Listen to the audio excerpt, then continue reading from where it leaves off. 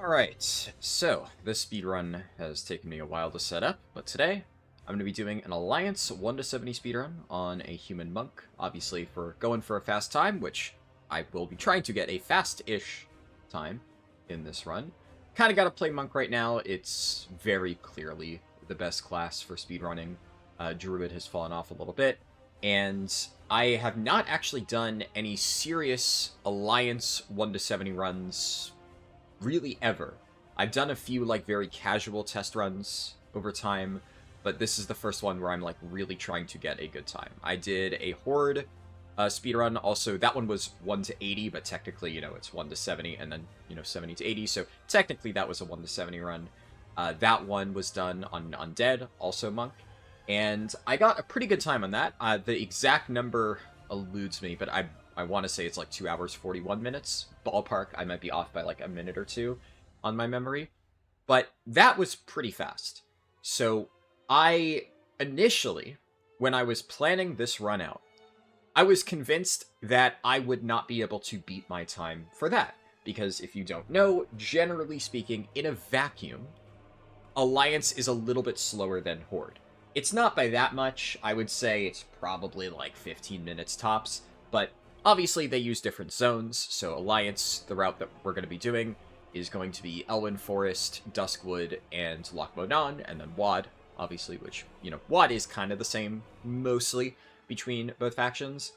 But the big thing is, obviously, Alliances, their 3 starting zones, Horde does Silverpine and Hillsbrad, and although Loch Modan itself is really good, and Elwyn Forest is pretty solid, I would say that generally it's, in combination, a little bit worse than the Horde route, on average. I've done, obviously, countless speedruns over the years.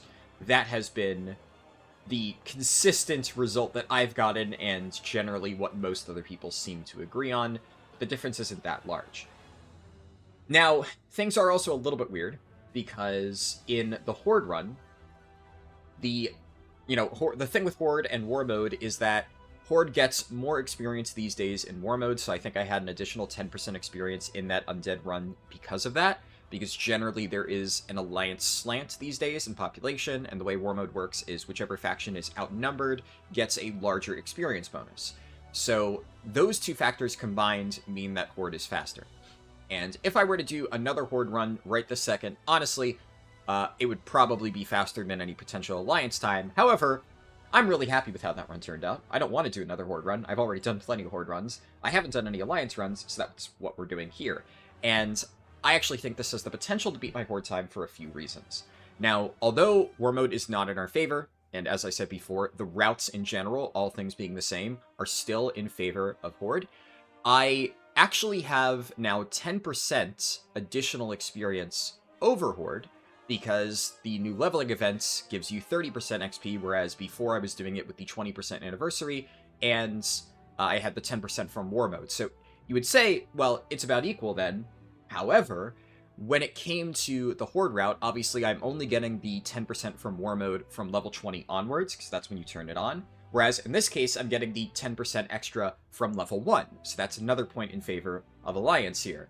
And there's also some weird stuff with like how the actual XP buff shakes out. Like it took roughly 3 minutes to actually get the anniversary buff on Horde side, whereas this new event, you just get a flat 20% bonus permanently, so I don't need to do anything special for that. I don't need to go out of my way to actually enable it. That saves me, obviously, ballpark 3 minutes, however long it took me to get that set up in the Horde run. So there's like little things like that where none of it is one-to-one. You can't directly say, oh, because of XYZ, the Horde run will be faster or slower. There's just a lot of factors where I'm like, if I look at it, after everything I've done, in theory, the Alliance run could be faster. And on top of all of that, which that's just like the numerical XP modifier stuff, I have put in a lot of work to refine the start of the Alliance route for speedruns. I don't really think this is going to affect the guide all that much, because the way that I structure the guide is I recommend doing Exile's Reach to start if you're doing a level 1, or if you're starting with an allied race, you just jump into the basic Elwyn Forest section of the route, and that much is pretty cookie cutter. It's been the same for a while. But for speedrun purposes, I think that starting directly as a human in Elwyn Forest is faster, and I've found a few ways to optimize it that I think will actually end up saving a lot of time. So I think it took me like, I don't know, 25 minutes-ish to reach level 10 in my Horde speedrun, because you spend the first, like, 10 levels of the run getting so much set up, getting the anniversary buff, getting Darkmoon Fair buff, all that stuff. But that entire process is significantly faster for Alliance because the Darkmoon Fair is directly in Goldshire, so you just go straight there, whereas Horde, I had to, like, do all this crazy parkour shit into Undercity. I had to hit level 5 first to be able to get professions, and then I had to make my way to a Darkmoon Fair portal mage, teleport there, take the Darkmoon Fair thing, find a way to teleport back, and then go to Silverpine.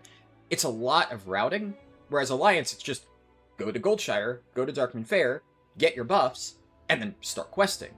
And I know I'm doing a lot of preamble here, but the thing is, I'm gonna, as usual, at the very start of the route, like, I'm gonna have to try and focus a good amount. So I'm trying to basically give you an idea of what I'm going to be doing in the initial 5 or so minutes, so that you know what's going on when I'm gaining, like, 6 levels right at the start. You can see here, I did, like, a first 10-minute test run before I started this, because I wanted to get some of the muscle memory down, because there is so much happening at the start that I wanted to make sure I wasn't doing it blind, because I've done a lot of segments of this run, but obviously the amount of setup required, it's hard to do, like, a full practice run. If you're going to do a full practice run, I'm just going to record this, and then if I want to improve it later, we're just going to do yet another run. So I did segments. I think that I messed up a little bit when I did this test. I'm pretty sure that I can get to level 7, and I did all of this before starting a single quest. So I believe that within the first 5 minutes, I should be able to get from levels 1 to level 7, and that is primarily by using the Darkmoon Fair quest items. And this is a little bit weird, because in the Horde run, I saved my Darkmoon Fair quest items until I had War Mode. And there were a few reasons for that. One is because I wanted to make sure I had all of my XP modifiers and stuff before I turned that in. So obviously War Mode gave me, what was it, like 20% XP? Because like I said, it was even better for Horde. So my logic was like, okay, I want to make sure I'm getting the most value out of those quest items as possible. Now for Alliance, it's a little bit weird, because A, War Mode isn't quite as valuable for me. I don't get the full 20%, I'm only getting 10%. However, the current 20% XP buff is only working from levels 10 to 80. So from levels 1 to 10, I won't get that additional 20% XP. I also won't have War Mode. So by turning in the Darkmoon Fair quest items then, I would technically speaking be getting less value out of them, which for a bit made me think, okay, maybe I should just wait until later to turn it in anyways. However, my logic for the start of this section, and honestly, I have no idea whether I'm correct, whether I should actually wait until War Mode and get more value out of this. It's kind of, again, one of those impossible to tell things until you just test it and compare 1-to-1.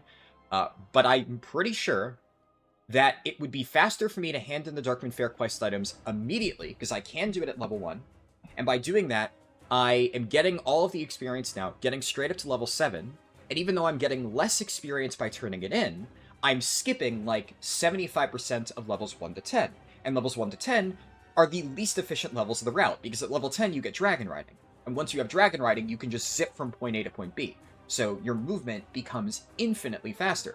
So my logic here is that even though I'm getting slightly less efficiency in terms of experience gained, I am cutting out sections of the run that are infinitely less efficient in terms of movement time, and the time that I save from having access to dragon riding earlier will outweigh the time that I lose by skipping maybe like one additional level later on. The rest of my levels would be faster. I don't know if that makes sense. To, be honest, I'm still not even 100% sure I am correct. I think, honestly, you could go either way, and there's a very, good chance that it's so min-maxy that it wouldn't even matter and the times will end up being comparable. But also my logic is kind of, I would just rather have dragon riding sooner rather than later. I think it's less fun when you have to just walk on foot from point A to point B for longer stretches of the route. And the reality of doing these runs is I'm not really walking on foot. I'm using fancy movement tools to get all over the place. And while that is fun in its own way, it's also way more headache than just pressing dragon riding and going even faster than stuff like Radnax's Control Gem. So, now that I've explained all that, hopefully you'll have an idea of what I'm going to be doing here. And all that to say, I think that there is a chance that I will be able to get a time in this run that is even faster than my Horde 1 to 70 time. Not entirely sure, It's gonna be close, because Alliance is generally slower, but the amount of prep that I've done, including some other things that I haven't even talked about yet, but I figure, you know, that's not relevant until later in the run, so when we get to that point in the run, I'll start yapping about it then and explain why I've done the crazy shit that I've done. But as usual, like, these runs are way over the top, way over-prepared, but that's the fun of it, right? You know, the route is the route. The route still works. I've done countless casual leveling runs just to show that you can still level extremely quickly in this route if you're using literally nothing on a fresh account leveling run. The entire point of these speedruns is to show, if you go all out, if you do all the crazy stuff, how fast can you make it? So, I'm going to take a quick sip of coffee. Oh. Okay, good. Coffee has been consumed, and it's time to hit Enter World. Also, just to state the obvious, you probably have noticed already, I am doing this in the PTR, like on a lot of my runs, because that way I don't need to consume ballpark like 20 to 30,000 gold, if not more, for every single run, and I can reuse it for future attempts. It's just better that way. Alright, we're going to start the timer, we're going to go to the mailbox, and we're going to hit Open All. And there we go, just X this out real quick. And then I'm going to equip my bags, so I can get this done. And then we just start opening everything up. So I have a little bit of time to fix up everything. Put there, put there. I'll put... Still, yeah, drink these while opening up my bags. I'll put them on my bars in a little bit. Put that there. And I'm just going to open this up. As usual, the run starts with, like, a straight minute of opening mail, but it is worth it, as we will see. I need all this stuff. What else can I get set up? There, there. Most of it. I should have my heirlooms popping up. Oh, that interrupts it. Okay. Oops. I'll do that while I'm using gun shoes. Almost there. The moment we get our Radinax, we cancel this, and then we start zooming. And... Radinax gem. Alright.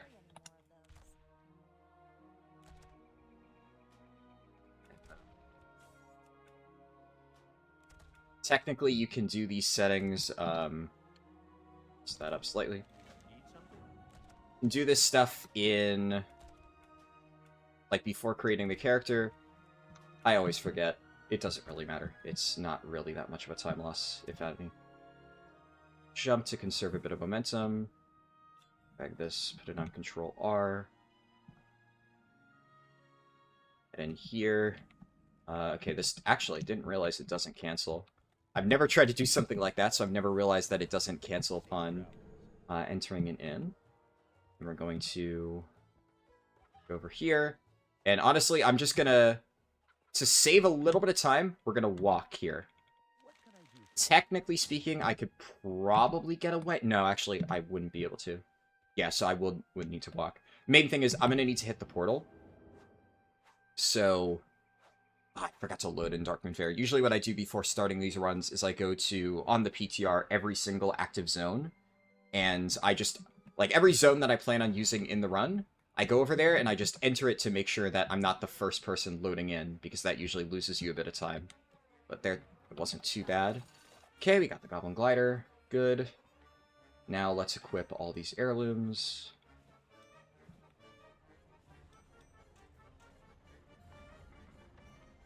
And on the carousel, got all my quests. I do have Gopher. To put that on favorites. Just save a little bit of time, because I do need that Radinax charge. Can't use it just yet. Got all the XP modifiers we're gonna get. So remember, this is my logic, right? I'm using this all right now just to skip everything. Now we're gonna use the Radinax charge.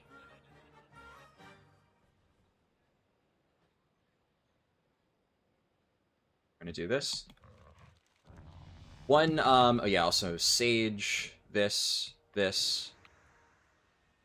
And you pick the Fortune just in case there's a rare chance it's the quest one. It's not the quest one. It doesn't matter. It would be like an extremely minor time save. I can't delete this because I'm shit at the game. Okay. And now, I could Hearth here, but I'm actually going to need my Hearthstone charges, so I am not going to, because the portal back is right over there.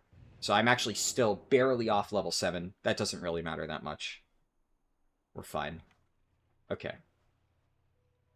I got everything I need. I do need to go here. Production, blacksmithing. The one unfortunate thing about doing it in this order is that I'm actually... production, tailoring.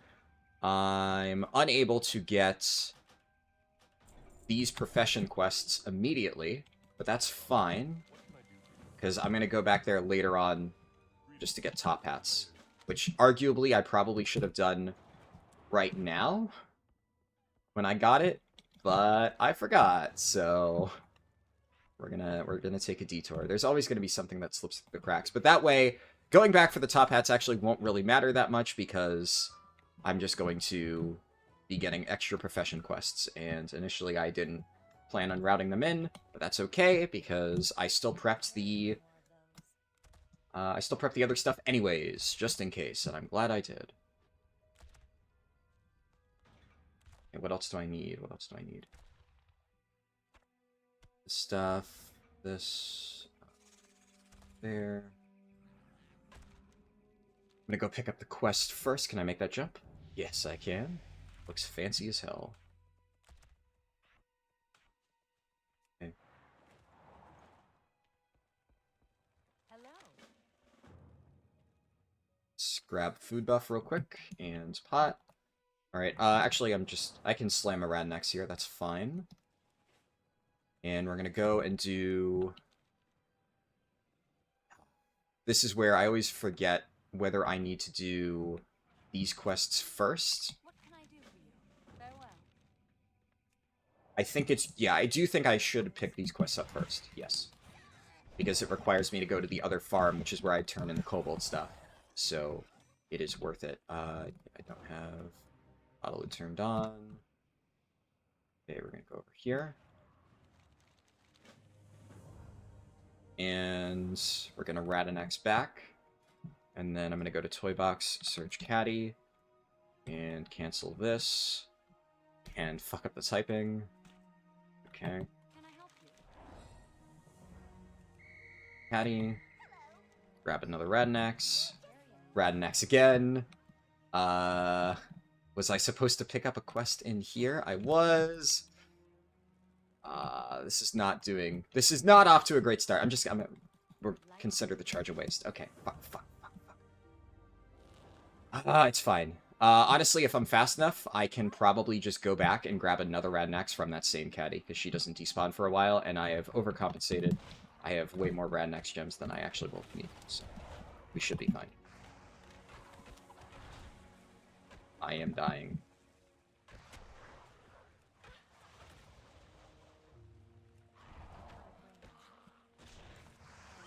Oh, it's close. Why is my loot not working? Am I lagging on the PTR? Okay, something's happening. I think we're still fine, but this is one of the problems where World of Warcraft speedruns, every single time, something I never would have ever expected seems to break. That's just life. My looting on this is just completely broken, and I don't know what's happening. I don't know what is happening right now. But looting mobs is extremely slow. There's no latency. I think this is just the game being buggy, which unfortunately, that's just World of Warcraft in a nutshell. Did that actually loot correctly? It did not. I genuinely don't fucking know what's happening. Okay.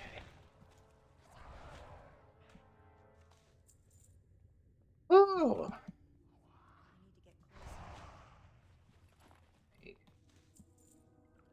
That there. I'm gonna put that there. I should be able to just kill a bunch of kobolds, get the remaining candles that I need, and then we're out.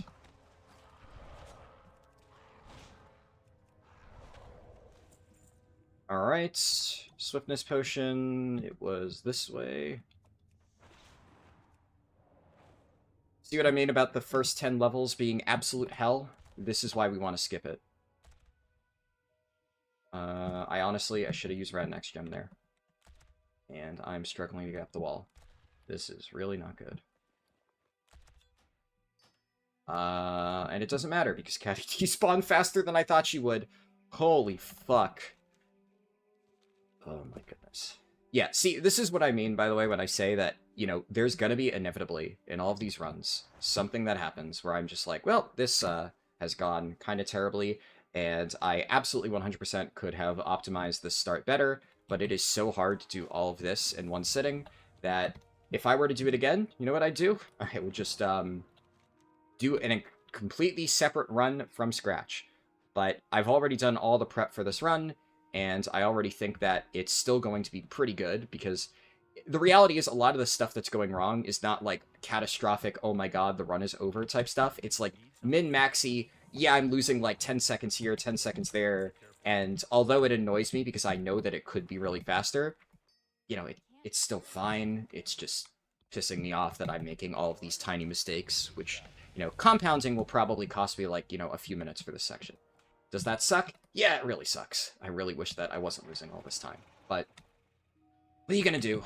You can do all the prep you want, and random shit is still gonna go wrong, and it's just life.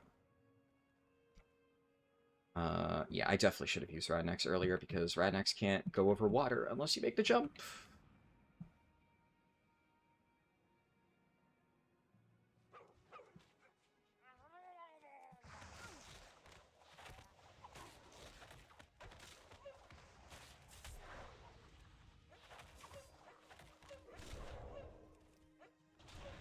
Low-level AoE, even with all this fancy stuff, is still scary. I just do not have many great tools, and the one thing that, admittedly, is not my fault at all, that is probably driving me the most crazy out of anything that's happened so far, is this random lag bug, where looting is just taking forever. I'm losing, like, straight up 2 seconds every single time I loot a mob, and it's actually driving me nuts. I don't know if this is, like, an 11.1.7 bug that's only happening on the PTR, but this is kind of obscene. This is really, really, really, really bad. And I just genuinely don't know how this is a thing that I'm having to deal with right now. And actually, come to think of it, when I tested this the other day, because I did that, like, level 6 test run I did last night, and then I was going to do the run after, but I was, like, way too tired, so I'm just like, yeah, fuck it, I'll do it tomorrow. And it was, I had no issues, and no lag issues at all, so I think Blizzard servers are just, for whatever reason, fried right now. Mind you, 3 in the morning. It's not like this is a weird time of day, you know, a busy time of day. It's also a PTR server, so they shouldn't have a ton of people on anyways. But yeah, this is like cooked as hell.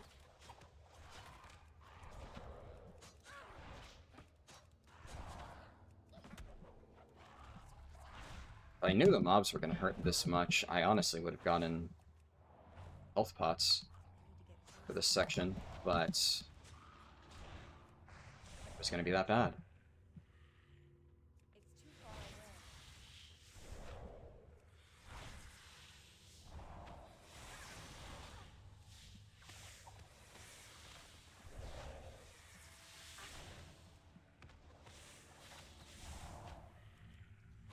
Well, harm at least. I can Vivify in an emergency, but obviously I would rather not have to stop and spam heal myself. So I'm trying to avoid that whenever possible. I do have some gear that I can equip at a certain level, but it's not right now. Just checking to see if there's a chest, because it can sometimes spawn in this room. There's no chest. Now we hearth back to the Lion's Pride Inn. Oh, how...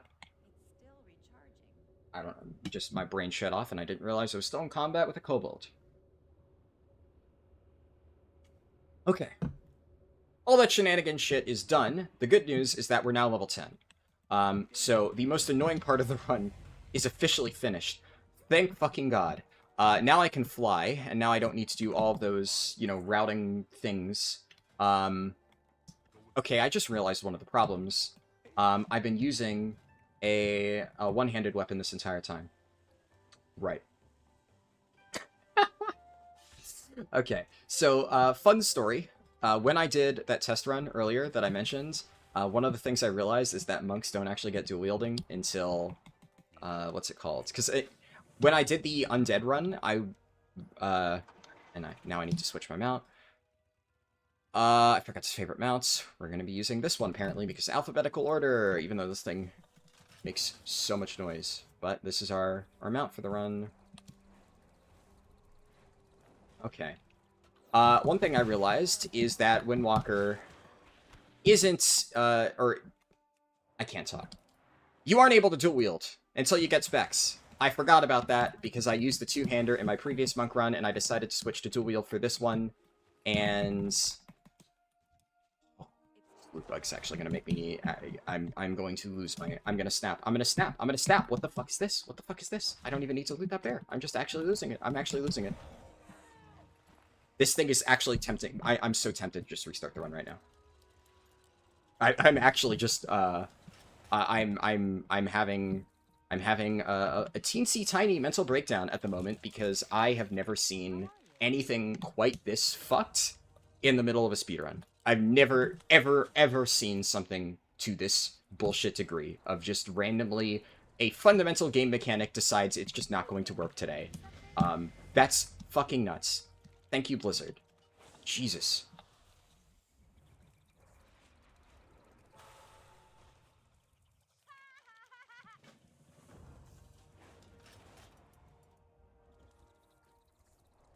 Zen. I'm not going to let Blizzard's terribly coded game make me go off on a schizo rant in the middle of a speedrun. Surely not. Surely I can hold it together, please. Okay. It took me literally hours to set this up. This is one of the problems, right? I'm actually going to go to Hogger now, because why not? Now we have flying. I want to wait till I get flying to do the Hogger section, because, you know, it's a lot of travel time, so there's no way I'm doing this with Radnax gems. There's no mailbox anywhere remotely close, so you kind of need to have dragon riding for this section. Okay, there's the rare mob that we need. So we now have the 20% buff. There is almost always a chest at one of these camps. So as I go through here, I'm going to look for the chest. I don't see it. Fine. I suppose there is just a chance that there is no chest. It's just every time I've been here, there's been one. Dude, there's so much random stuff happening that normally doesn't happen. Like, for instance, every single time I level up, the Dragon Isles awaken. Like, why is it doing that? I don't know why it's doing that this time. I'm starting to go insane. I'm starting to lose my mind a little bit. There's no chest. That's fine. Whatever. I don't even care anymore. Fuck it. Alright. Turn this shit in. Cool. I am, like, completely out of dragon riding vigor. That's awesome. Okay, the NPC is loaded.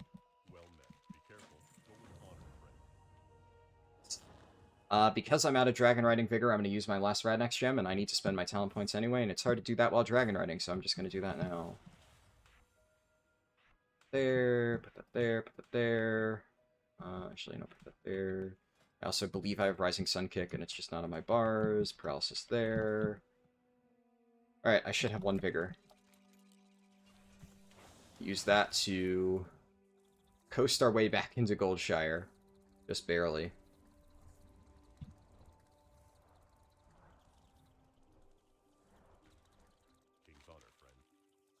Here. Alright, now Eastvale Logging Camp. Make sure I don't hit a tree branch. Oh, please don't hit a tree branch. Its visibility in this area is so rough. And if I hit a tree branch, my momentum's gone and it is over for me. Oh boy.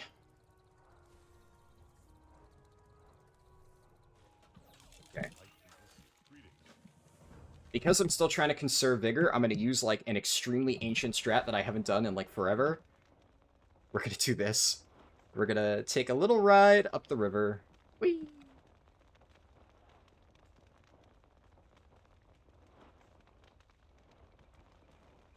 It's still fast, so this way, you know, I'm going to use the vigor somewhere.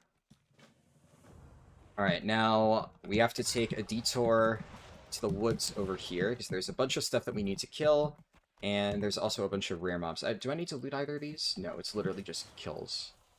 So, I loot by instinct, because a lot of times there's quests that are like, kill X mob. There we go, there's Tarantus. Out-taught him.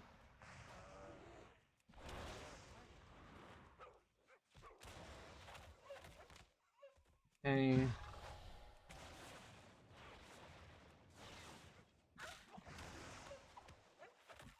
Sure. And then we just need young forest bears, which are a little bit more annoying to find, but I think that we should be able to get a bunch in another area, so I'm just going to go on to the next set of quests, because there are more young forest bears scattered around. Just kill all these murlocs. I do need the murloc fins. Okay, yeah, so these guys I gotta loot, and hopefully the game is done messing me up.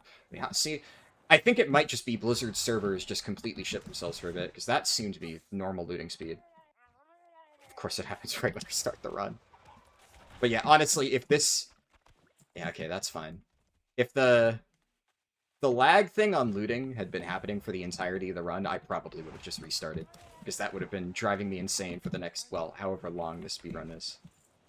It's still a little bit laggy, but it's fine. Try to be a little bit good with my vigor conservation. Get James Clark. Nice. Well met. Scrap. That's the, yeah, one for Defias. Need help? Need help or the Alliance? Light flesh. So now... Yeah, there's a bunch of young forest bears over here. And there should be... wood... What's the first tree that has it?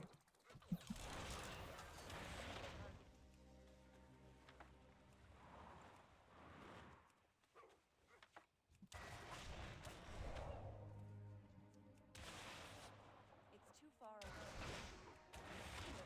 away.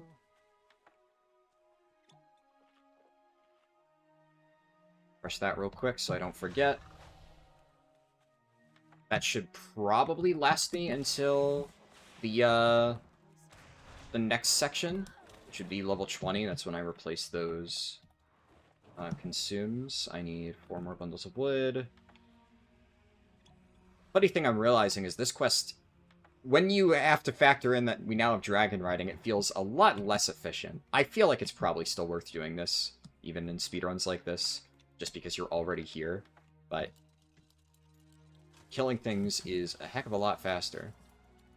I'm not going to turn that in right now, because I'm just going to have to come back here anyway, after killing a bunch of Defias. So we're going to try not to hit a tree. I'll land over here, snoop the rooter. I'm going to check inside. I'm going to get dazed, because this game sucks. I'm just kidding. That's... Well, the game does suck, but not because of dazing. That's just, you know, a thing that happens. There's sometimes a chest in this barn. There's no chest in this barn. It's fine.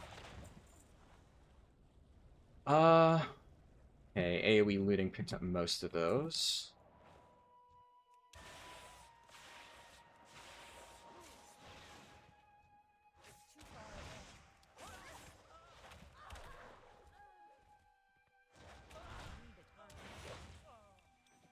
Sometimes a chest in there. There's sometimes a chest over by that crate, so...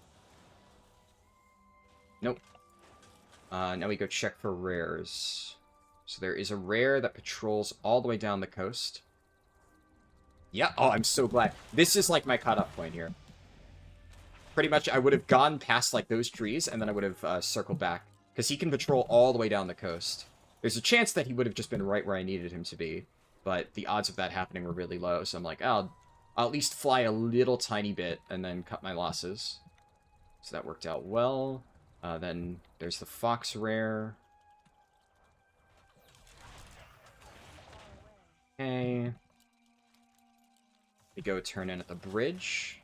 And I can't see anything. I'm stuck in a tree branch, I think. Yep. I'm just gonna use search forward because I literally can't see shit. And if I try to flap up, I'm probably gonna hit something. What can I do for you? Go with honor, friend. For the Alliance. Shit. Be careful. Go. Go with honor, friend. Go turn in this stuff. And, okay. Farewell. Now, normally around this point for level 10 runs, Greetings. Be careful. I would go enable Chromie time and War Mode. However, I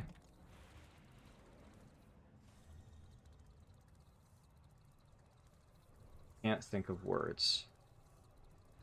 Yeah, I'm not quite at level 20. This is kind of what I mean when I say it's hard to plan out the exact specifics of runs like this, because some details depend on, like, exactly what level I am at any given point, and until I test it with, like, all of the XP modifiers in one sitting, it's very hard to gauge that, where I'll be. I just rolled into a wall. I'm fucking terrible. Light bless you. Do this. We're gonna set our Hearthstone here. This will come in handy later. I fucking... Ooh, okay, fine, we're fine. Grab, there's like 1 or 2 more quests up this way. I remember one of them will eventually send us over to Abercrombie. It doesn't look like there's any more quests right now. Good day to you. See you around. Yeah, okay, it is good that I picked that up because I would have needed it there. This is why, in a lot of my guides, I will say, like, go to this area and just literally pick up every quest you see, because even I sometimes will forget, like, which ones are prereqs to which. There's, like, 50 bajillion quests, and it just, the way that they interact with each other is half the time a complete maze. So if you just pick up everything immediately, it's, you know, much easier that way. Okay.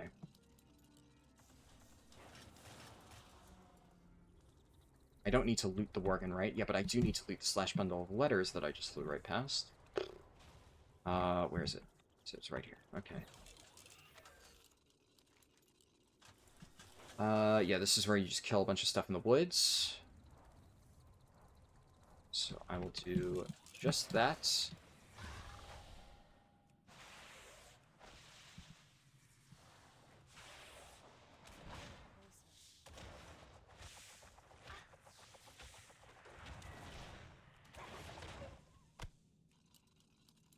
Out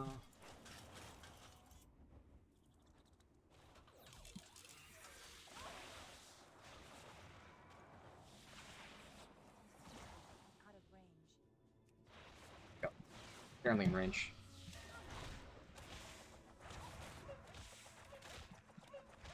I need a target. Okay. I have the wolves, or at least the loot from the wolves. I need more from the spiders, so where can we get that? Here. There's... Taught it. Screw it. I'm getting really terrible spider loot.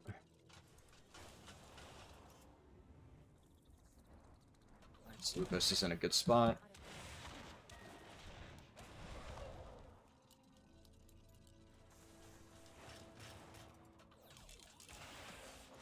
I just realized I should have put on my level 13 gear. It's fine.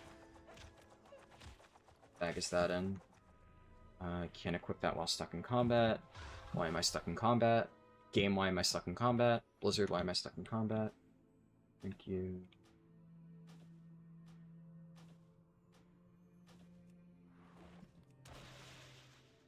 They bugged because it was killing a rabbit.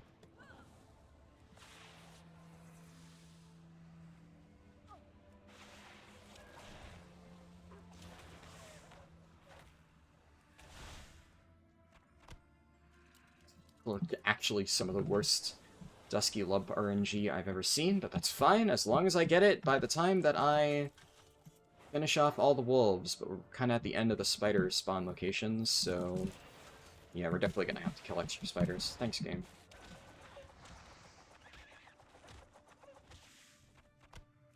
Just I got one there.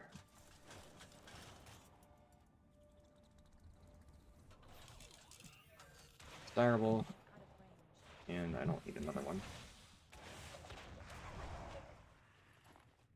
Anything? Game? Nope. I just gotta need to find another Dusky Lump. Still can't get it to drop. Oh my god. Please, game.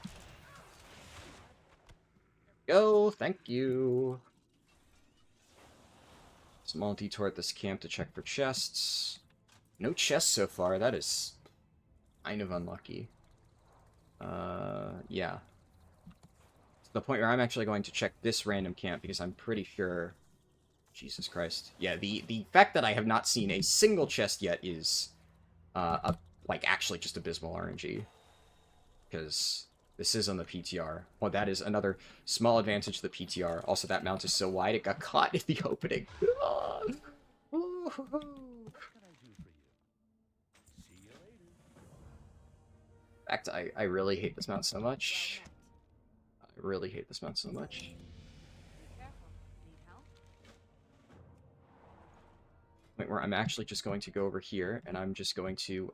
I love how it shows me on Aurelos, but it's not actually showing me it on my favorites. It's like bugged or something. Go with honor, friend. Just gonna type it on the search bar. I need to get closer. Need help? Light. Go up, get Abercrombie. One of the nice things about doing all this is that we will be able to get a lot of these rares again once I turn on War Mode and Chromie Time. Get this guy. Bonk.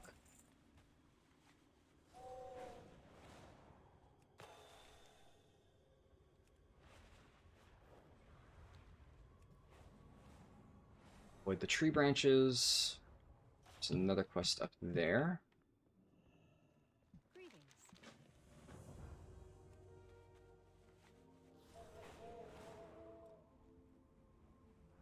Well met. Yep. I tried to weave between them, and I bonked. I can't see anything.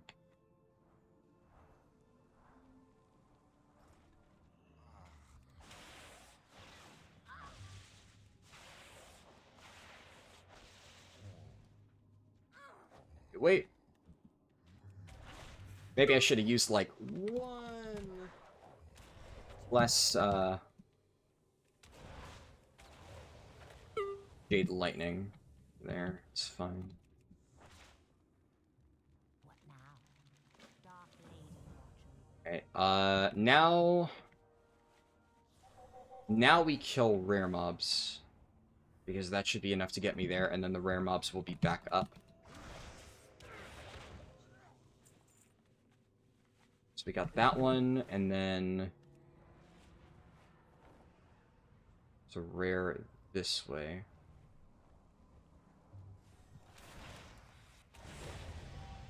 Okay. Do I just go now? Honestly, yeah. Hold on. Let me just quickly think. Yes. Yeah, I think I just say screw it and go now. Okay.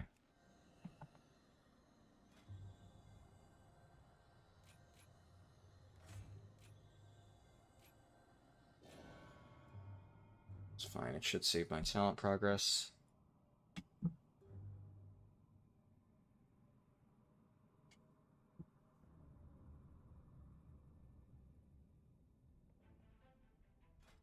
It did not.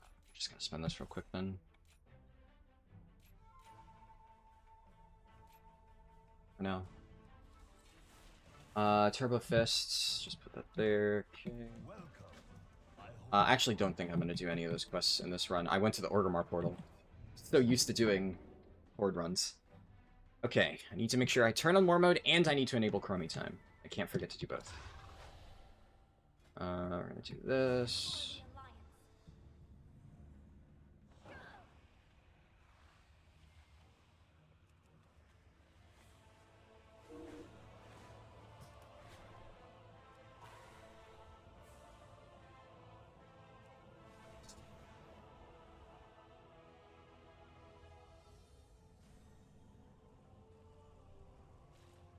Chromie. Select a timeline. It just... actually, no. I specifically should be picking Draenor, because that way I don't need to stop by Chromie again whenever I go for Gorgrons. Then I can turn in this quest. And there's another quest that I could hand in. Just free XP, so I may as well.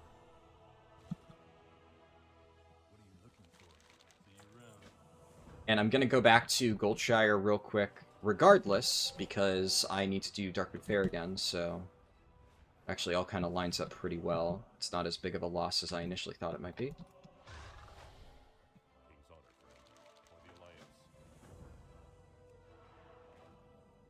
Nice! Made that jump.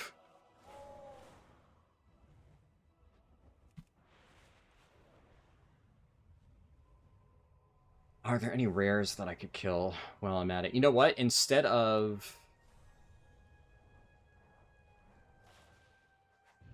It's fine. I was gonna say I could head out of Darkwind Fair and try to do some, like, rare mob hunting as I get down to Duskwood. I don't know if that would be efficient. Where's my Bruto? Brutosaur.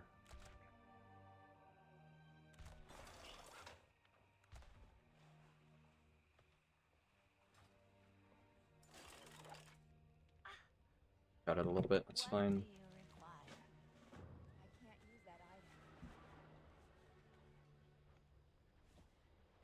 Okay. There.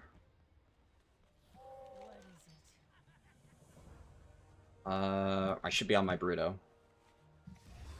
Bruto, not that one. Get another Radnax gem.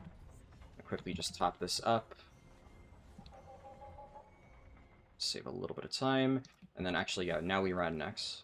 So, Radnax here. This should be probably the last Radnax I need. I can mass buy these, right? No, I can't.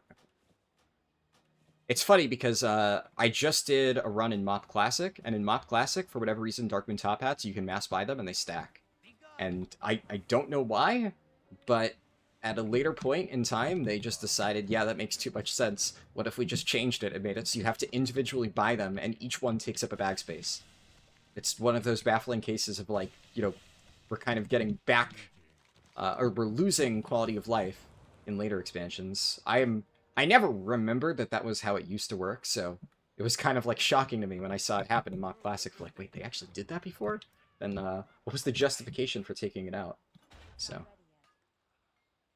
maybe one day we'll know. I can replace Elixir of the Mongoose. And... Oh, yeah, okay, yeah, I need to target it.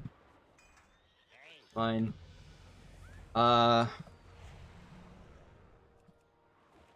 you know what?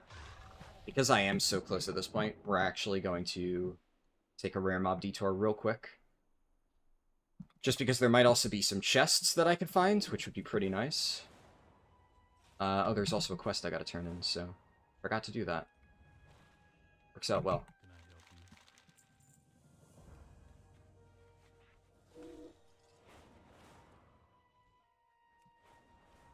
I'm not gonna go for every single rare mob, because I shouldn't need to. But I'll go for all the important ones.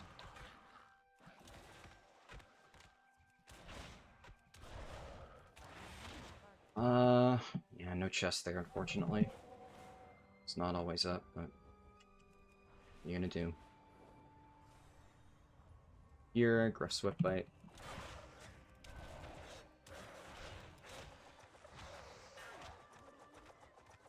Right, and then, like I said, there's usually a chest somewhere in this subzone.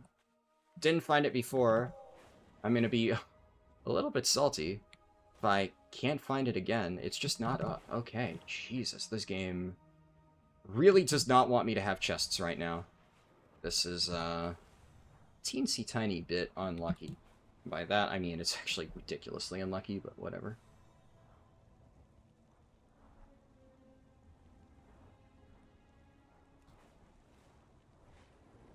Fly like this because duskwood trees are fucking menace. Checking for Lupos again, which should be back up because we're on a different phase. But he has like a bajillion spawn points, and he's at like one of the farthest ones. And he's a vapor. Oh, okay.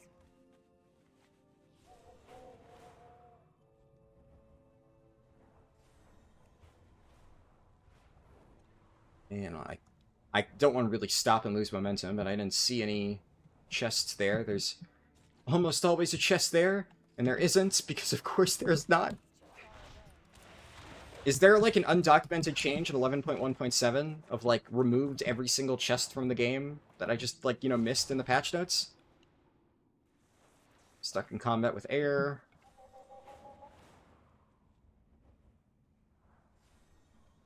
Okay, no chest again. Fuck me. Thanks, Blizzard. You need something?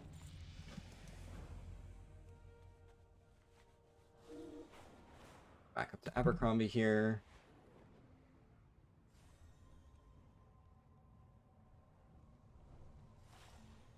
Hey there. Safe route. My next set of BOEs should be, I believe, level 30. Right? Oh no, I prepped level 23 BOEs. I forgot about that. Okay, never mind. Yeah, so one more level. I did not remember that I did that.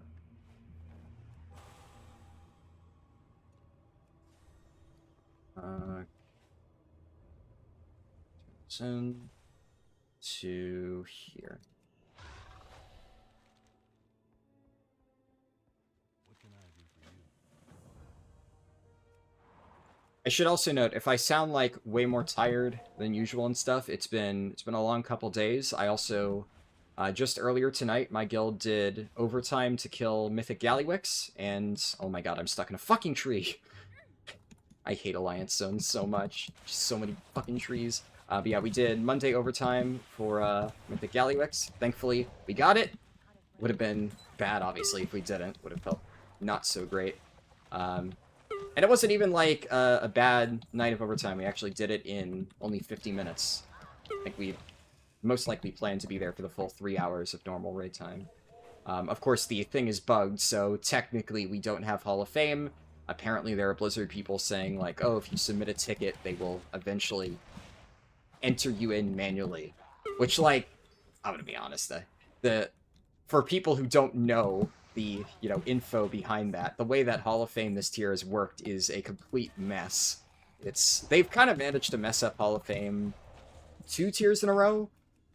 This one more so than last, for a number of reasons, but basically they screwed it up so badly that they had to start inputting guilds by hand, and then because they messed up, Blizzard just said, screw it, even though Hall of Fame should technically be closed, we're just going to give everybody an extra week.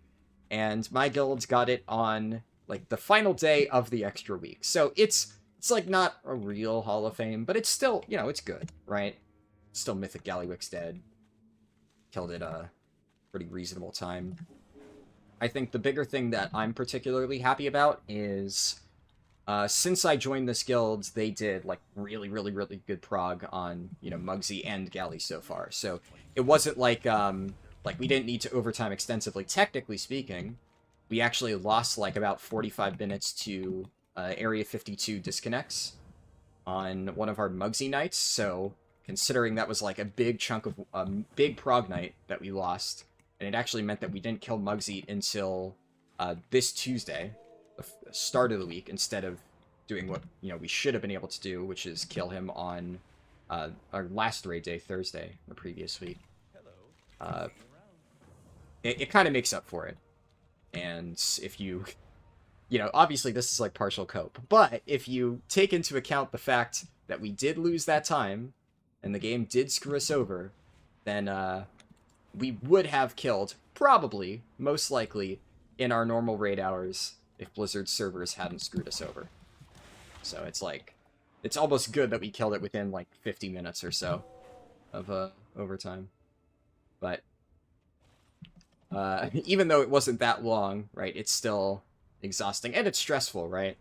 Just because the thought of Oh, I already did that quest. This one is just kill mobs. What are the 2 quests then? Stunned? Okay. Holy shit. Holy shit. Never seen that happen. I'm guessing that's the insane ghoul, and because I kited him, there's like a spell that doesn't cast until he's been like alive for a little bit. Because I normally one-shot him, I've never known that he could just stun you like that, which very spooky. However, I don't have instant cast Vivify yet. I need to spend talent points. I don't think I can pick that up immediately though. What are these 2 quests? Are both of them to kill the same mobs? Am I blind? Okay, yeah, it's the same quest, except instead of having one area for both of the mobs, it has 2 overlapping areas for the warriors. That's what confused me. I'm gonna go do these quests while I'm here. Okay. Yeah, like, fucking hell. Okay. Speaking of which, that one is entirely my fault because I actually just realized I never put on Comfortable Riders Barding, so that temporarily surprised me because I'm like, how the heck did I just get dazed? It's because I don't have my anti-daze mount equipment on. That's why we use Comfortable Riders Barding, because the other mount thing will give you a bit of additional mount speed, which used to... Nowadays, it's, like, not even really important with dragon riding. You don't really notice the 10% anyways. But I remember back in the day, people would ask me, like, oh, why don't you use the faster mount speed? Surely for a speedrun, that matters more. And it's like, well, you would think so, but when you get dismounted, it ends up costing you more time than you would gain by a slightly faster mount speed. So... So I'm now 24, so I can... I need one more Shadow Weaver. Can equip my gear. I'm gonna try to fly really high above the trees here so I can just coast.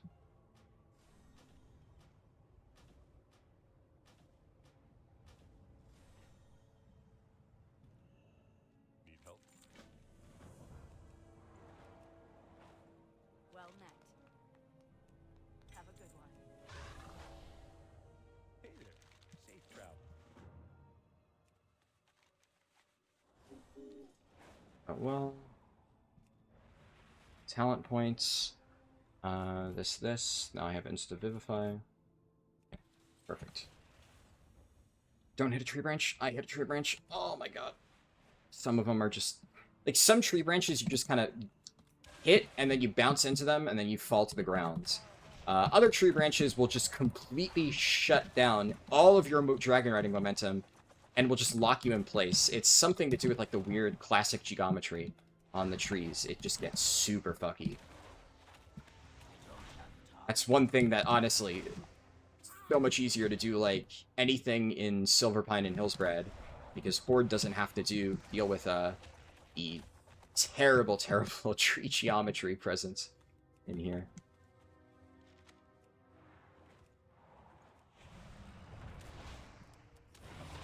Nice. I need Vile Things.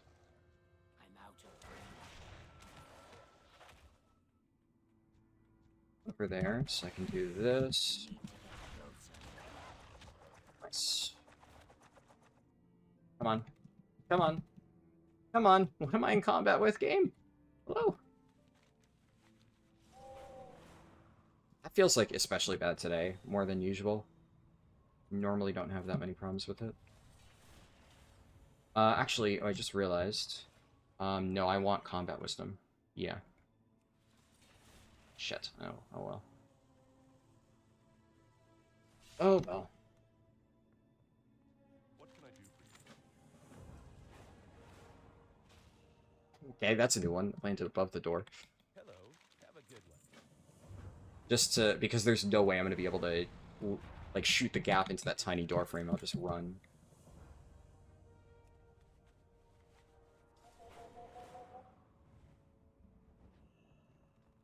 Almost did it that time.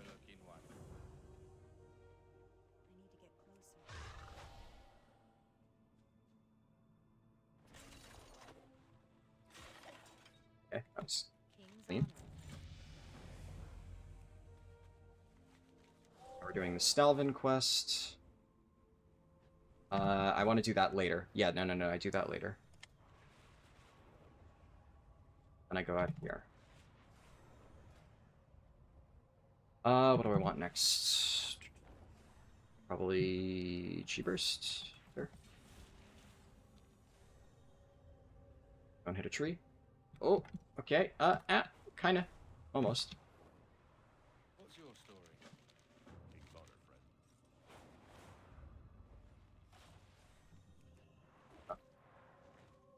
friend. Where's the rare? It's all the way over there. Okay.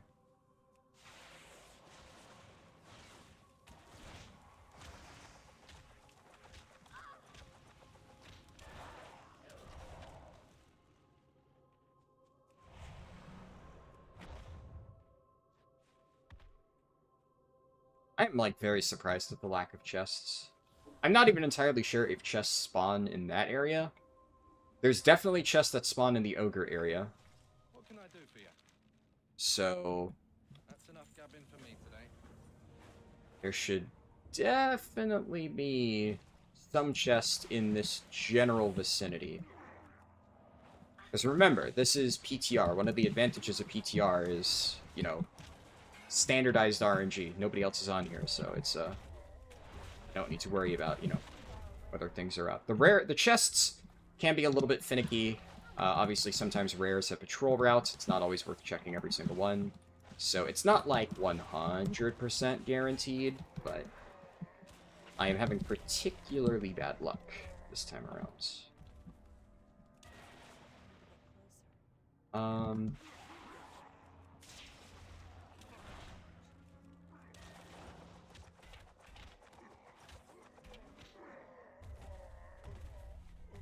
I see. What's funny is, like, I'm looking for chests so much that my brain did this thing where, like, those bricks, I looked at it from, like, an angle where it looked like a chest, and I had to do a double take to be like, is that a chest, or is that just, like, my mind playing tricks on me? Fortunately, it was the latter. So, chest here.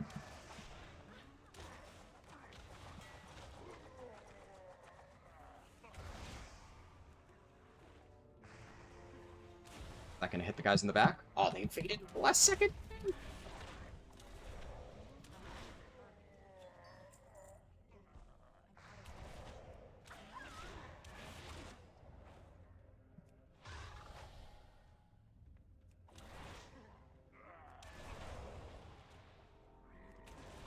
I normally don't go this far in, but I'm gonna check this little cubby just in case.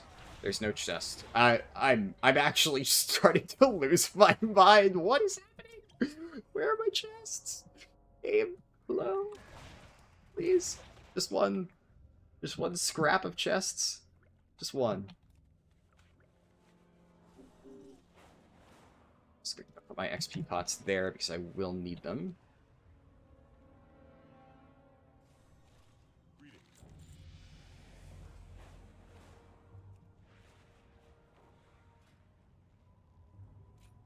GG.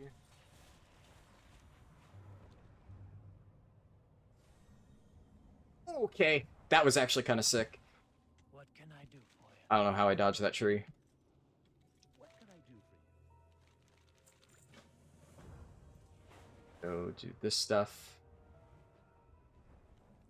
Okay, this one I always mess up, but it's... You don't need to kill something, it's just you gotta do the Forlorn Spirits to these guys. But they can't be in combat. Or no, they can't. Never mind, it just takes a second. That work? Nope, guess there's a minimum range, even though it doesn't tell you. This quest is always a pain in the ass. It's not ready yet. Go.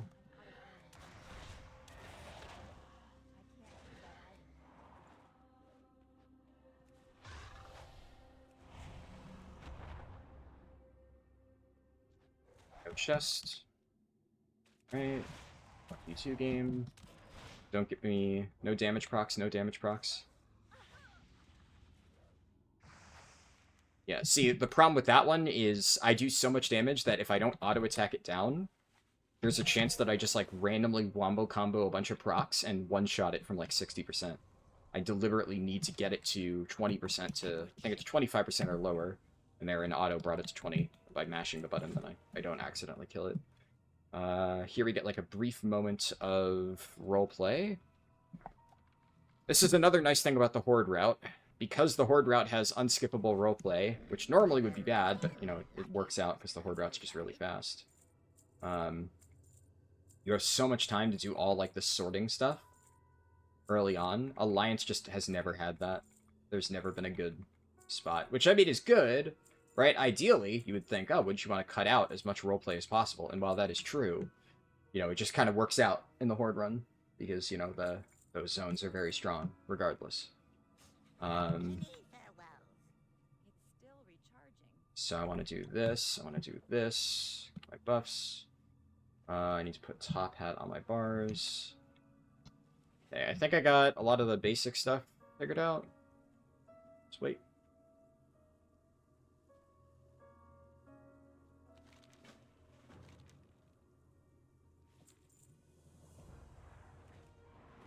What's your story?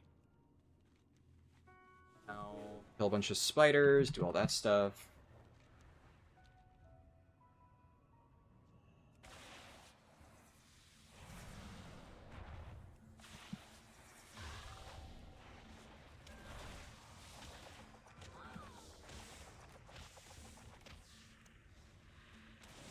These ones I do need to loot. Thank God the loot bug is gone. Oh, I was gonna lose my mind a little bit if I had to deal with that. I swear. That one was... I think overall, I'm actually happy with how this is going so far. I didn't have, like, any exact plan for, like... Oh, shit, I already cut all my quest items. Wow, that's actually really lucky. I'll just kill these guys. Sure. Sure. I should probably take Transcendence next, and then pat down into the damage increase, just because... Yeah, I usually don't have any, like, exact plan for how fast I want the run to be done at a specific point, unless it's one that I've literally done already. But like I said, I haven't done this specifically. Oh, nice! Yeah, so this is one of the new rares. I actually forgot about it until just now. But back in Dragonflight, they added a bunch of new rare mobs. So I don't think I've actually showcased this rare in a single speedrun since it got added. I've showcased some of the new ones in the Horde route, like Ravenclaw Regents, but this is one of the new ones that Alliance got. So both Horde and Alliance got a few new rare mobs to potentially encounter, which also means that I need to update my rare mob video. Already done that for Horde, but gotta do it for Alliance too. More Ladims up there. So many ghouls for this quest.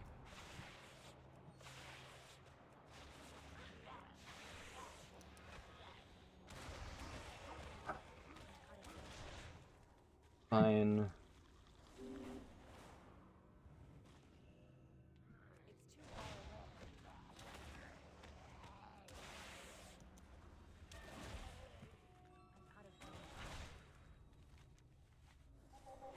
There's a rare mob out here that we can kill real quick.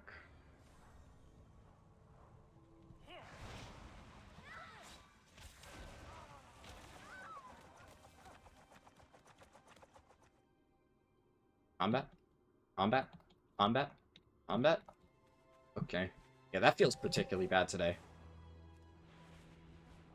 I don't know, maybe the PTR is just kind of being a little bit buggy. It happens, I guess. Hey, our first chest of the run! Let's go! Oh my god. Okay, I'm not crazy. Oh my fucking god, dude. And look how much XP that is! That's why I'm losing my mind here. It's so good. Chests are amazing. And I can't find a single one this run for some reason. Oh, shit. Or let him. Bye.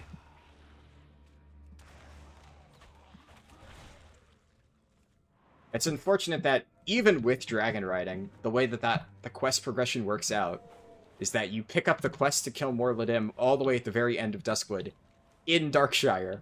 So I've had a few people ask me, like, Because my guide has always said, don't do more Ladim. And people are like, oh, well, now that we finally have dragon riding, is it worth it to do more Ladim? No. There's no way that it's worth it to fly all the way down across the zone and then all the way back for a singular quest. It's just not.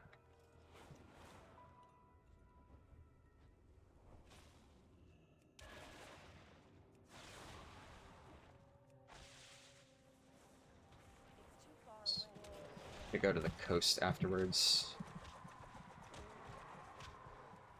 Do I need to loot them? Yes, I do. Black Bear Brain.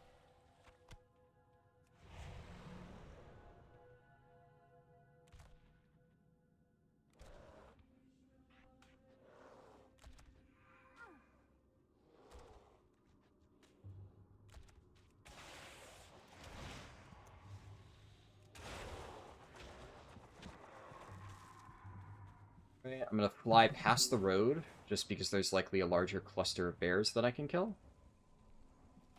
Good enough. Probably, yeah, I didn't need to.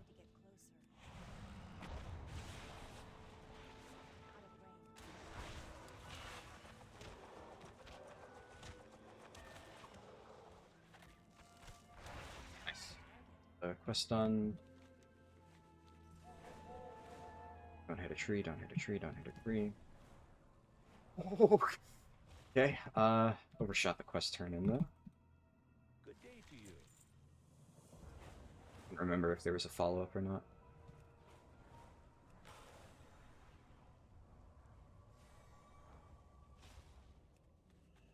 Oh, yeah. Oh, right! There's two of them! I forgot about this guy. Yeah, this is another one of the new ones added. Sick. Check for chests, because you never know. There could be still.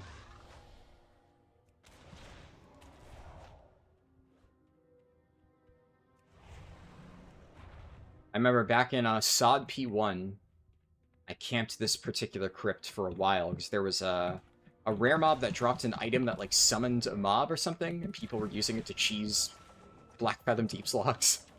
So, Warlock Tank was one of the few classes that was able to reliably solo it. So I sat down here on my Warlock Tank for hours while I was working on videos, just AFK. It'll pop up, boom, I'd kill it. Wait, what the heck? What was that? Was that like a Secrets of Azeroth thing? I'm gonna be honest, I've never done that questline. But you could see how I would get confused, and there's two things sitting in the ground. It looked vaguely like the quest objective that I was supposed to hit. Alright, sure. Wrong quest item.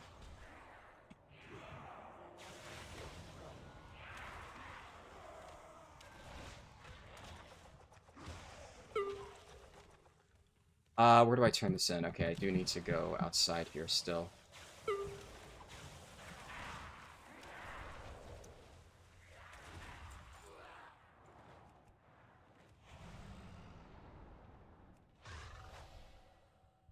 Funny.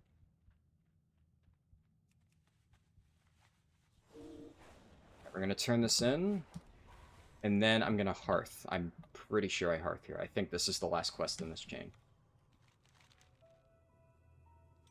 Yes, now we hearth. Do I need to refresh anything? I'm level 30, so I could switch out my consumes to Ghost Elixir. There.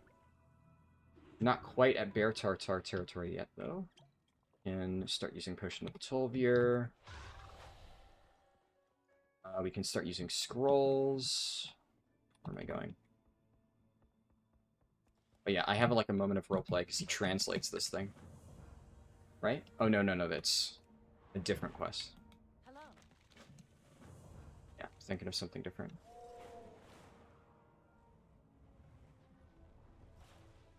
Should be last quest in the chain, I think. Yeah. Then I go to Abercrombie. Then he gives me ghoul ribs. Yup, perfect. And this is why we waited to do Stalvin, because we can activate the Stalvin roleplay and then get ghoul ribs at the same time. Oh my god, I'm actually just insanely stuck in that fence. Holy shit. Alright.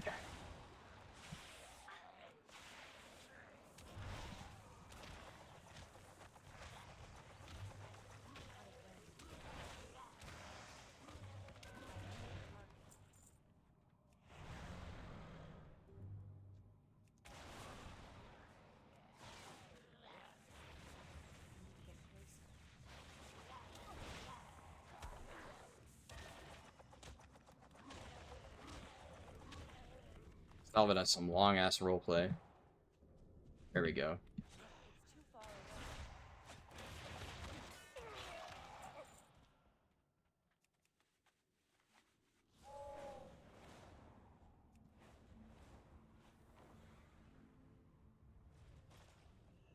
We've been walled up for far too long. Long live Greymane. And I turn in the quest at Abercrombie. I also have new gear that I can equip at level 30. I'll do that. There's like a very, very, very brief... How are you? roleplay section where you translate the note, I think? Or no, is that a classic thing? That might be a classic thing.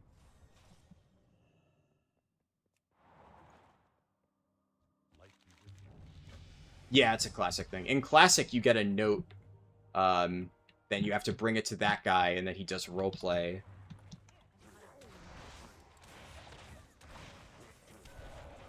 It's been a hot minute since I've done an Alliance speedrun. I'm pretty sure the last time I did Duskwood, unironically, might be Classic Anniversary, which is why I'm having it all blend in. Alright, here we go, and then I'm pretty sure... Yeah, Zen Pilgrimage. We're out of here.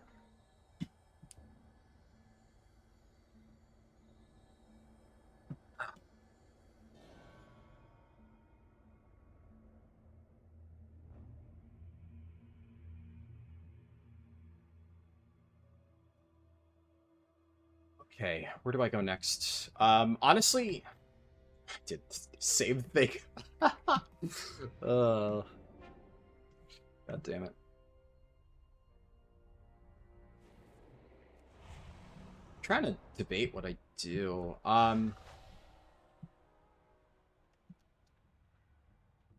Let's just go to Lockmadon, fuck it. Like, technically speaking, the order in which I do this stuff doesn't matter a ton, but I know that I want to 100% Lockmadon, so I figure that's probably a better choice. Why is my edit mode so busted? It randomly just moved around the positioning. My Dragonflight bar. Yeah, I know I want to 100% Lockmadon. I could do the WAD intro and then double back, but... I'm gonna do this anyway, so... That. Town Point, Storm Spirit Strikes. Oh, crap. Yeah, this is going to be finicky, where every time I load into a new zone, it'll prevent me from doing anything. Right, I need to equip my gear in a specific order. Because I have gems in different areas there. I want to, the moment I land, drop the Darkmoon Fair buff and just use the top hat, that way I don't forget. I also want to put War Scrolls on my bars here.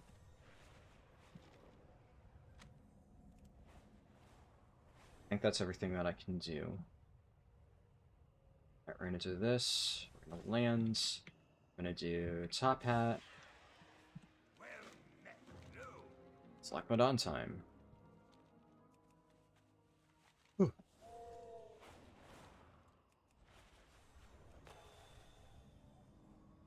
Yep,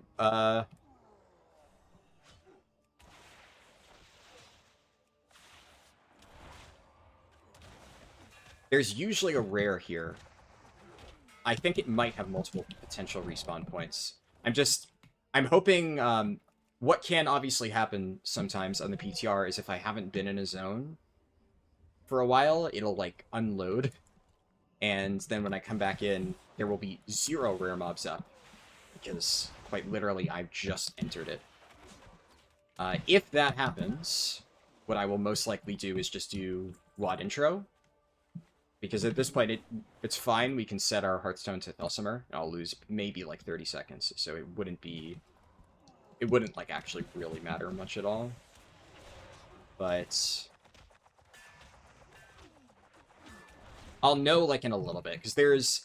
This rare mob, I'm fairly certain, has multiple spawn points. I think there is a spawn point in the cave. So that is possibly what is happening here. It's too far away. Why is my tab targeting being fucking weird?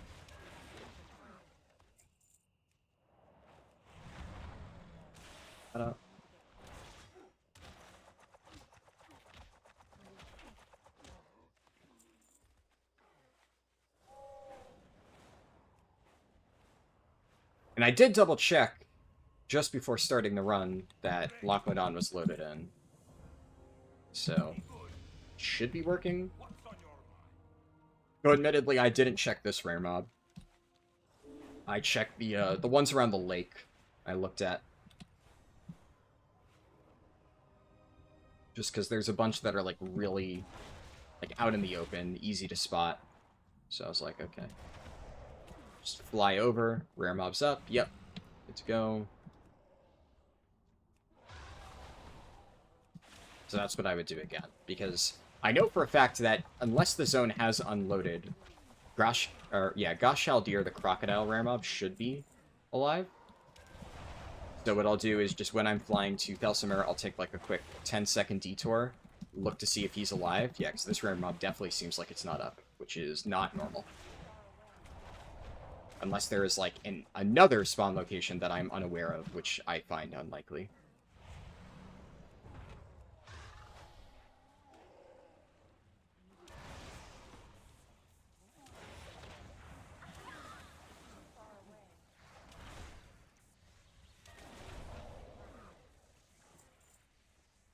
One or two more mobs.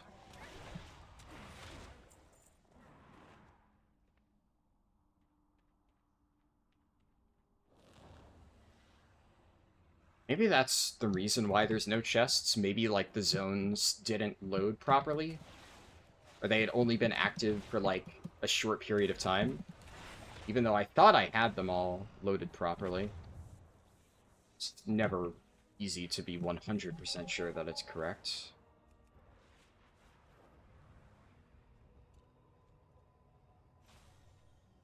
What can I do?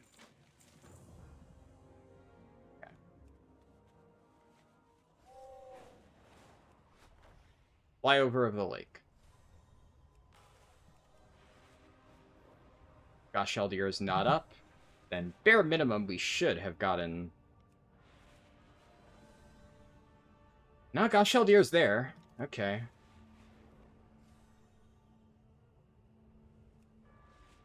Yeah, I don't know. Okay. That's weird. There might be, like, one random spawn location that I almost never see that's, like, wedged into a corner that I just didn't check. And... oh well. But that's one of the few that I know for a fact does have variable spawn locations. Most of the other ones are static, like Gosh Haldir. So, if they're not up, you know for a fact that some shit's going on.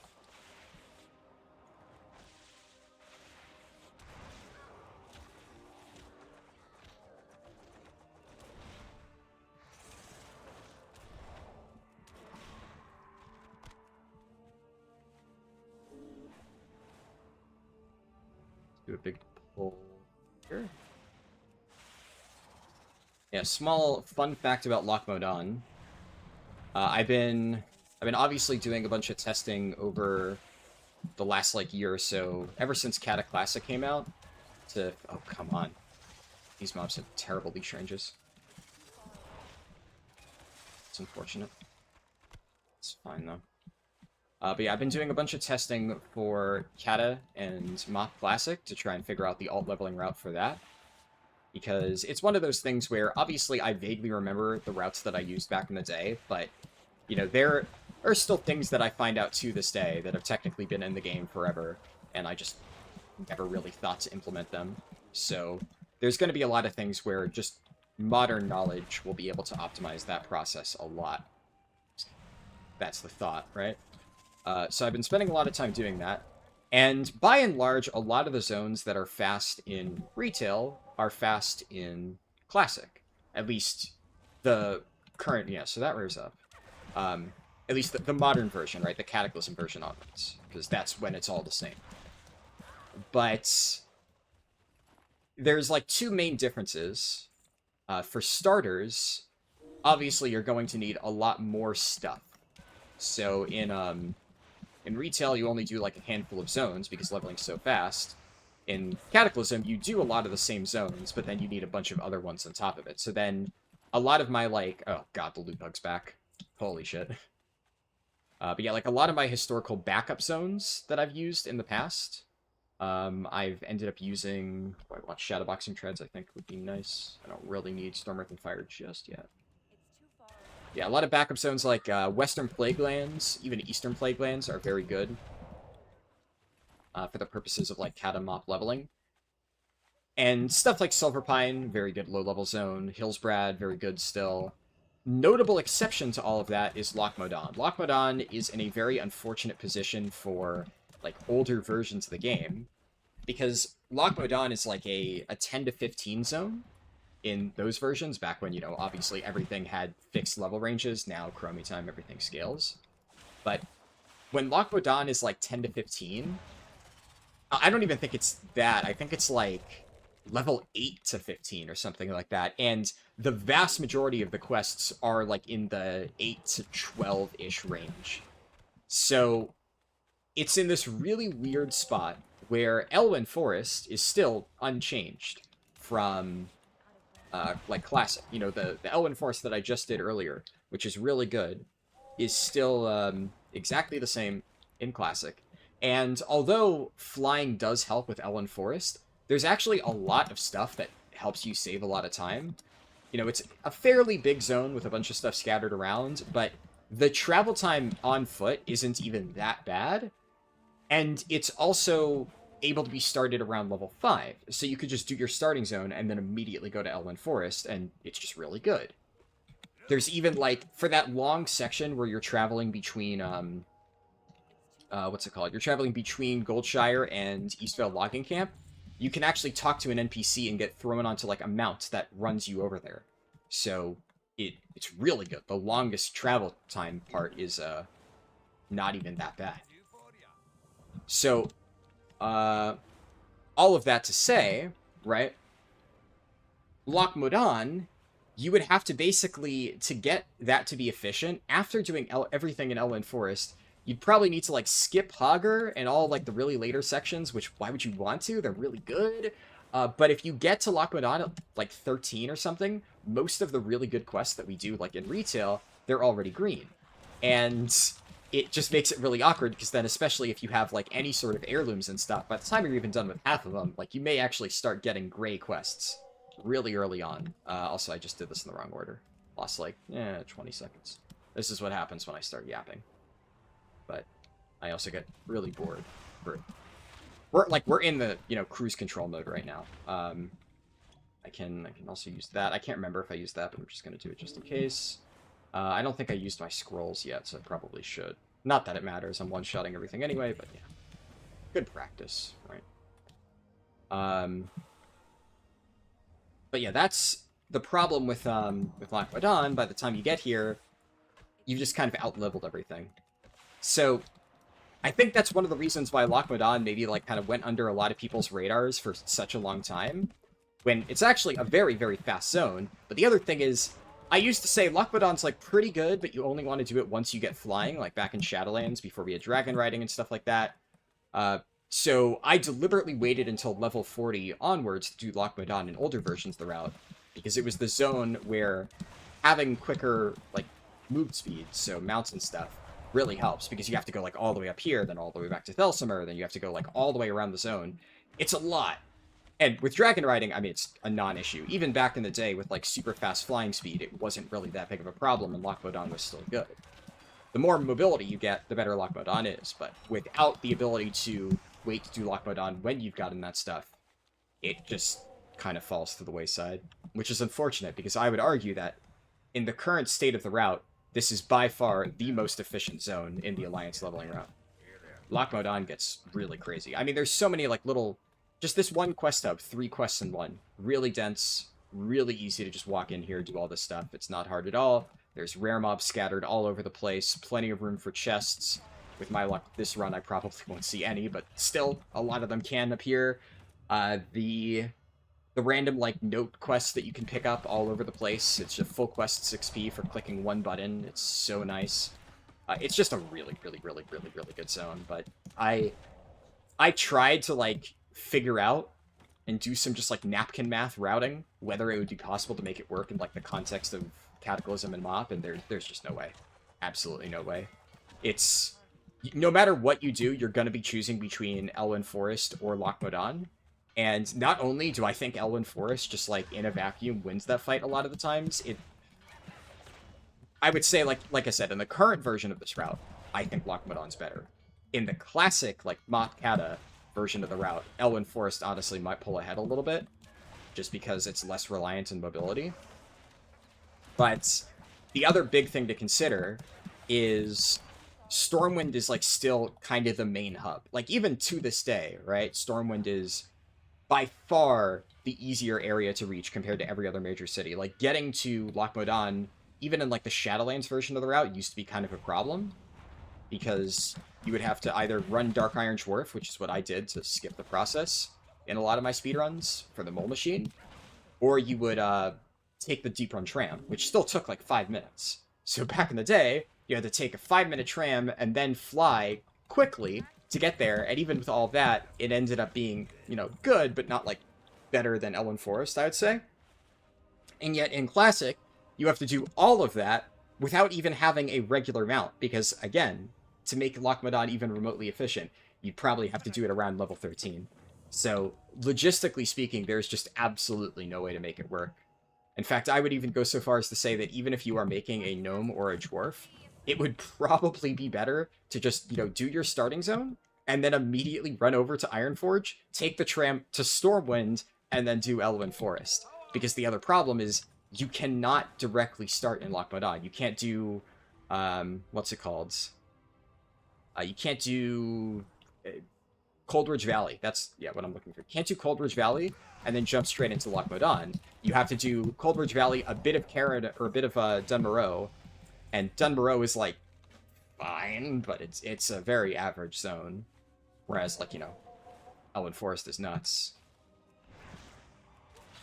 And you're gonna want to go there anyway, so, yeah. It's just unfortunate. It also means that whenever I haven't really put that much effort into figuring out the rest of the Alliance routing. Like, I've gotten a good bit of the Horde route planned out, because I did a Horde speedrun in Cata Classic, and I already have, like, most of it mapped out in my head, and honestly, the thing is, I think most of my really, really, really fast speedruns will probably be done with Horde. Because the thing about Horde still stands true in, what's it called? In Classic right now, of the leveling's just faster. So, especially considering Alliance loses its best zone, which is really unfortunate. But, you know, both Silverpine and Hillspread for Horde are still fantastic. Horde has a much easier time getting to Western and Eastern Plaguelands, because Undercity's right there, and you're already going to be in that area picking up, like, all those flight paths and stuff, because you're doing Silverpine Hillsbrad, so you don't really lose any travel time whatsoever. And those zones are both very, very good. So Horde just kind of has, like, a very natural route planned out for them. Alliance will probably still want to do West and Eastern Plaguelands, but the process of getting there is going to be really annoying. There, like, are things in place in Cataclysm that, like, get you fast travel. Like, I'm pretty sure there's, like, a rocket that you could take from, like, one of the goblin towns that sends you all the way across the continent. But it's not literally fast travel. It's basically a unregistered flight path, and you have to sit there for 5 minutes as it slowly carries you from point A to point B. It's rough. So, I haven't even begun to figure out how I would, like, route that for Ally. I think the reality is just that Ally alt leveling in Cataclysm and stuff is going to be a lot slower. It is kind of funny because, like, for the last 3 or so years, almost all of my speedruns were Alliance. But that's because ever since they introduced War Mode, and I technically don't know if this was the case for BFA, which is when War Mode was, like, first added, because I didn't really do a lot of, like, super fast speedruns in BFA. I only really started in Shadowlands. But by the time of Shadowlands, Alliance almost always had the, like, outnumbered bonus in War Mode, where they were getting 10% additional experience. And also, by that point in time, travel time is much less of a factor than it is, in the MOP and Kata eras. So it was much closer back then, the difference. But I think Alliance narrowly pulled ahead because of its 10% additional that it usually got out of War Mode. So I did almost all my speedruns on Ally, but now it doesn't even have the War Mode bonus, because now that everything's cross-faction, more people want to play Alliance, so Horde usually has the bonus. So on the top of all their other natural benefits, they end up being faster, although I already talked about that at the start of the run, so you get all that. So there we go.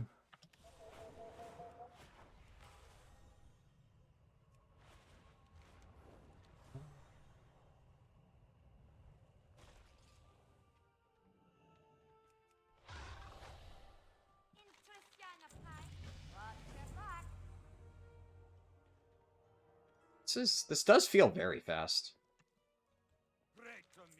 I don't want to jinx it, but I do, like, tentatively, I actually think I might be on track to beat my Horde run. This feels pretty fucking good. Especially because something that I haven't really discussed a lot is I actually have, like, an ace up my sleeve for the final 10 levels of the run that I did not do in my Horde run, and it should make it marginally faster. Not a lot. Like, I think the difference will probably be...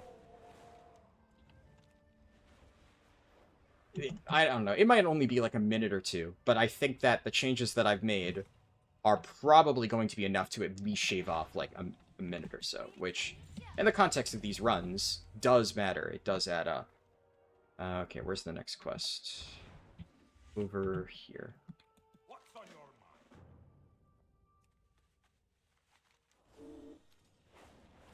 Oh, also, I remember, at one point, I pointed out, you'll notice that the NPCs there are outside of their homes, and in one of my runs, I was, like, really surprised, because that actually is a major time save when that happens, and, well, major is, saying a lot. It's like a 30-second time save for the entire run, if it happens, because you don't need to go in and go out. It is pretty good, though, and I'm pretty sure I know what it is. I'm 99% sure it's the time of day.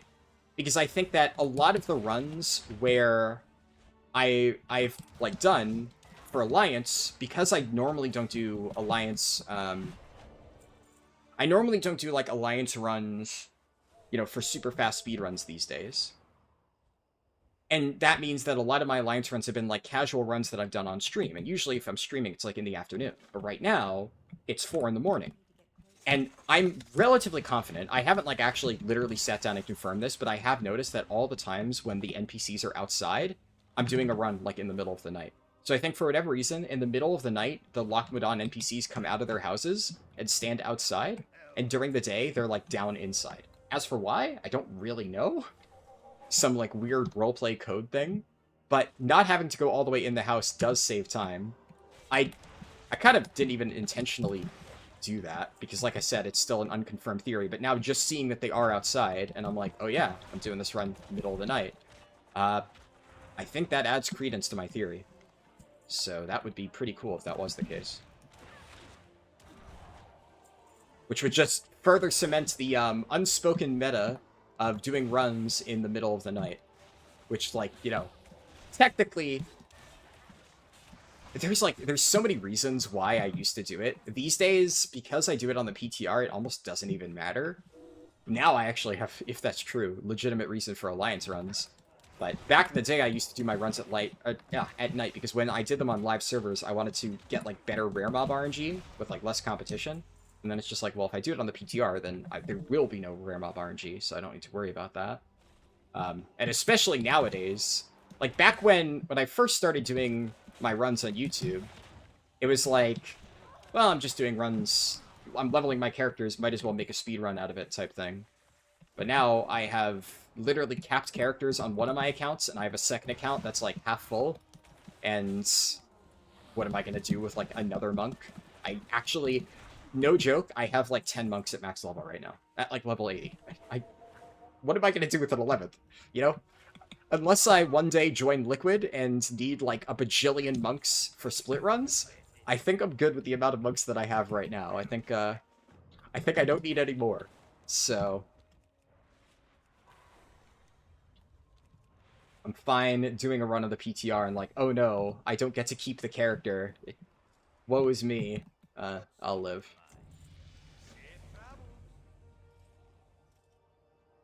But also another thing that's nice, and kind of the reason why I'm still doing this run now, is just I'd like to get a lot of stuff done in the middle of the night, be it like, you know, runs or work or something like that, because, oh yeah, which quest is this?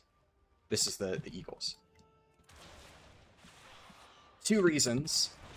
One, you know, if my family's around and they're like working or making noise or something like that, then it doesn't like affect the recording or anything. Now, in this particular case, I'm the only one here. Everybody's like out for a week on like, you know, vacations, business trips, etc. shit. So I'm alone with the dogs and the cat.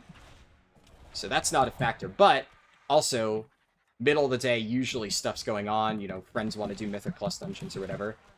Middle of the night, there is nobody to bother. It is serene, it is peaceful, so it's the perfect time to just get shit done because I don't need to worry about any distractions, and I have ADD, so I get distracted very easily. So I try to put myself in situations where that is going to be less of a potential problem. Yeah, I probably shouldn't have bothered looting him. I don't need to.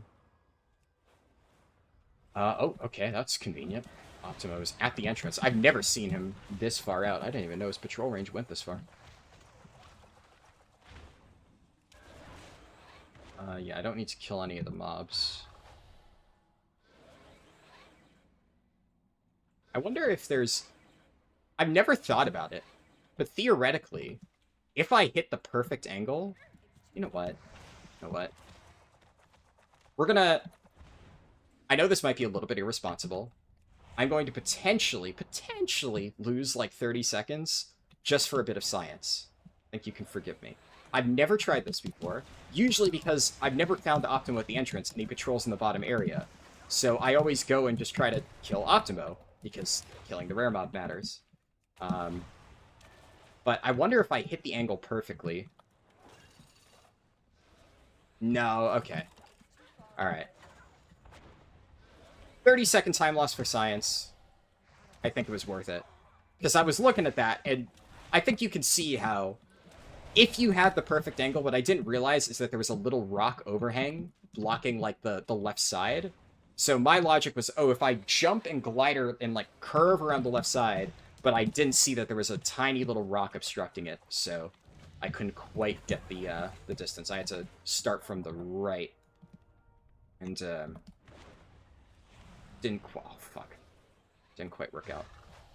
But like, look, if that 30 seconds ends up being the time difference between, like, you know, a sub 2.5 hours or, you know, beating my Horde run, such is life.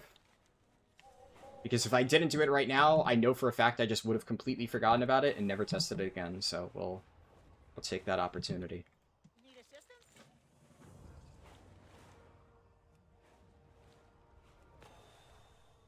There's sometimes a chest in that cave, but there's a quest that will take me there later, so... This is foxes and acorns, right? Yeah, and I do need to loot the foxes. Shit. Come on. Also, I have new gear that I need to equip.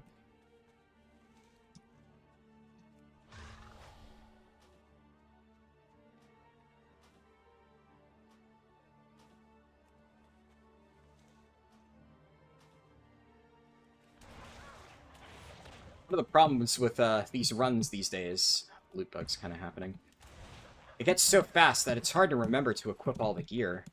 It's still worth it, because, like, you may think, oh, well, you level so quickly, is it really worth replacing all that stuff? And, like, in some ways, it's less worth it than it used to be, back when the run was, like, 5 to 6 hours, but...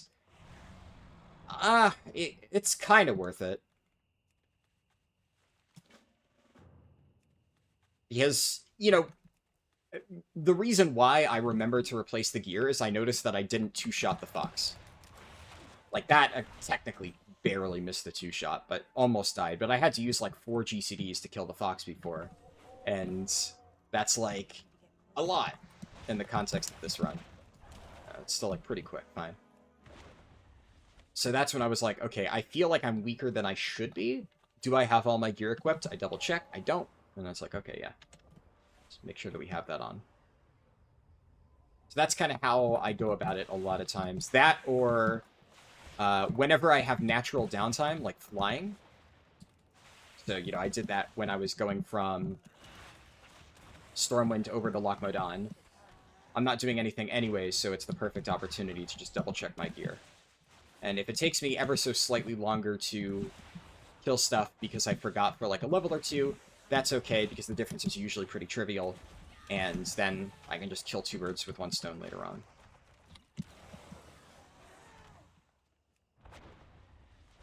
Yes. I do want to make sure I get a big cluster.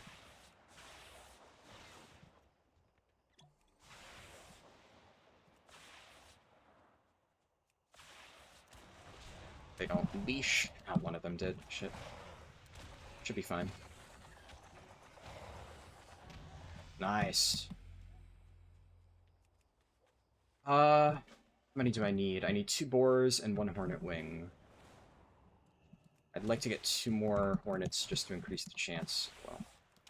Well, there is technically a wasp. I'm gonna aim my chi burst.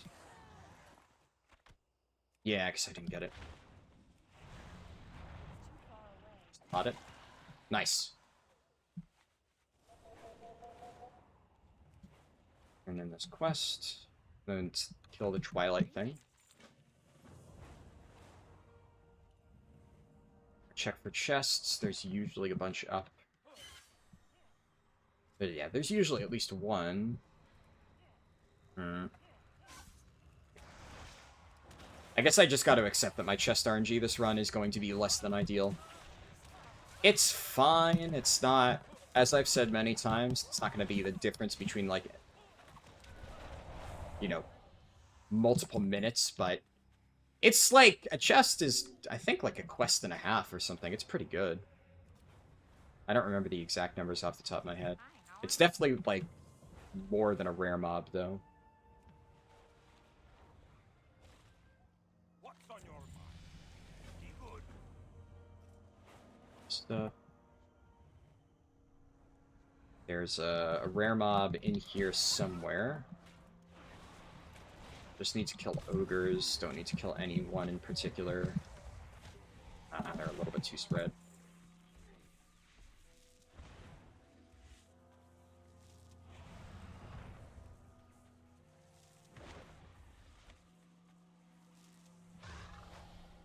I'm having my once per stream panic attack of, did I remember to, like, you know, actually enable my microphone? You know, have I been speaking to myself all the time? Okay, no, looks like we're good, we're good. It's like,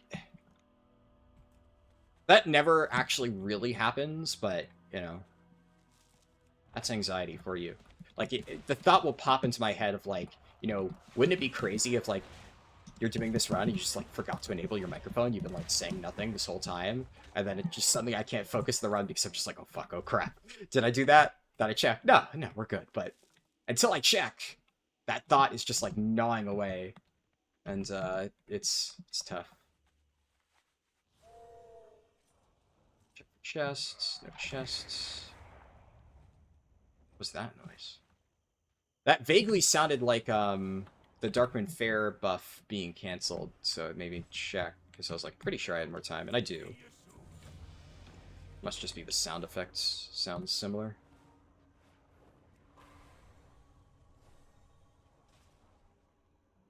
Chests outside.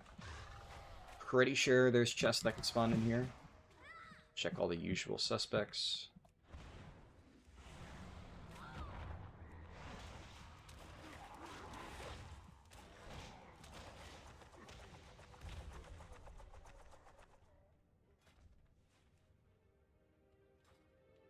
Yeah, because I'm kind of stuck in combat running out of here. I can't really spend talent points until I'm flying back. It's also awkward because, like, I had, in the old route, way more time. I'm just gonna fly from here. Way more time to, like, spend talent points because you would just, like, auto-fly. And it was, like, super easy. Now it's rough. Because now I gotta do all this stuff.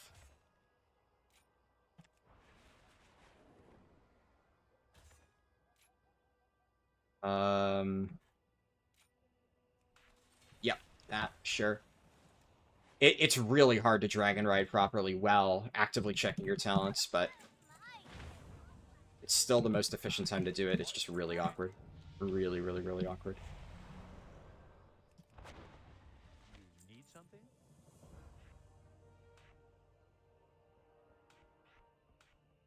Hello.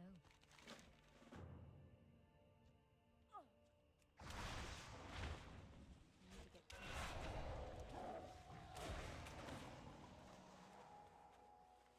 Oh, what am I missing? What am I missing?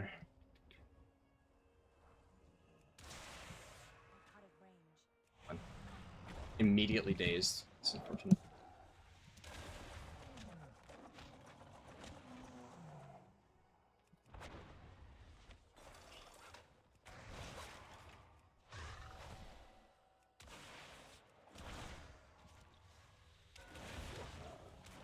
Remember the mob density in this area being this terrible.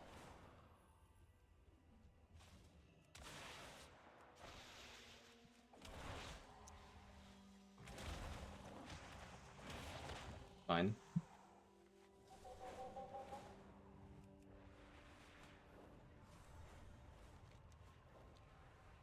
I don't know where Storm Earth and Fire went. There it goes. There. No chests. That cave has it a lot. Yeah, definitely really unfortunate chest RNG. Very unfortunate randomly stuck in combat RNG. That's happened a lot this run. Fuck me.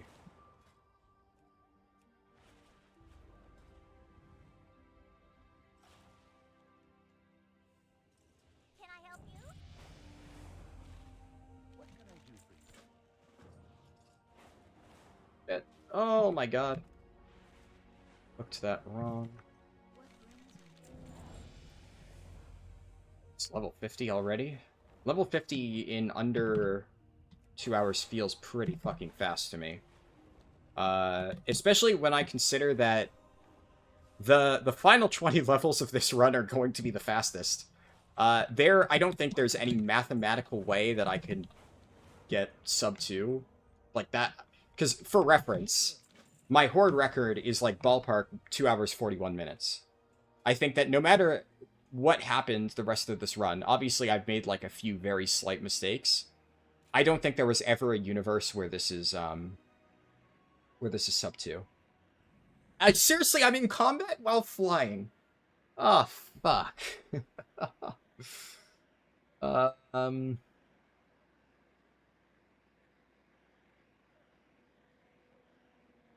They buffed that, I think. It's either do I want Martial Mixture or Rushing Jade Winds. Both are good.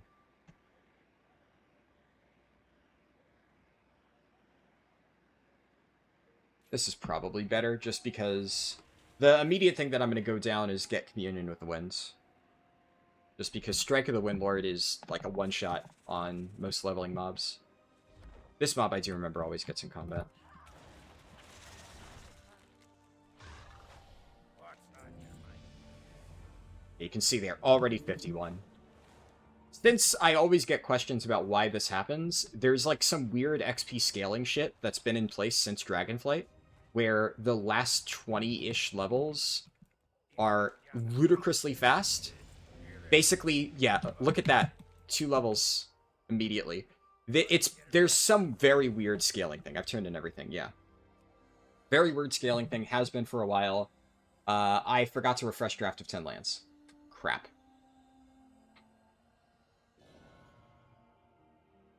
Oh well.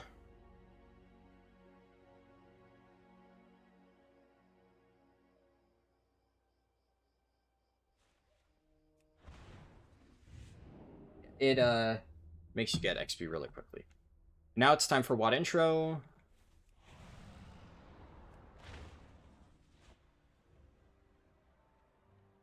Try to go really quickly because Honor Hold Mage. See you around. Especially now that I know I'm on the clock with Draft of 10 lands.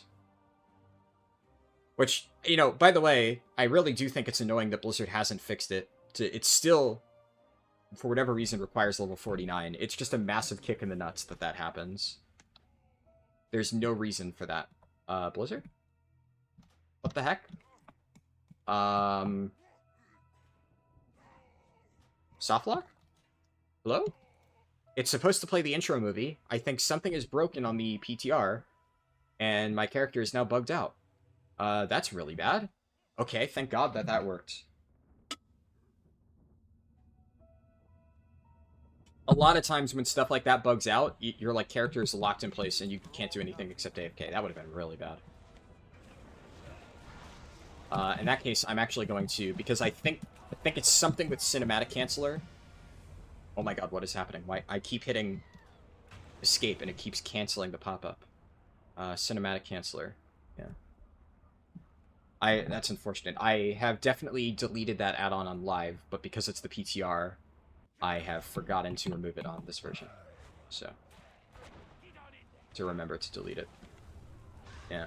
Unfortunate, because that add-on is very helpful when it's not completely extremely buggy and broken. So I can't use it anymore.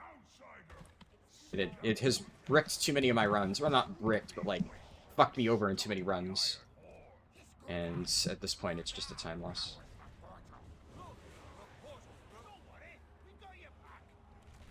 I also just realized I think I have leftover Radnax gems, and that actually would be a time save here.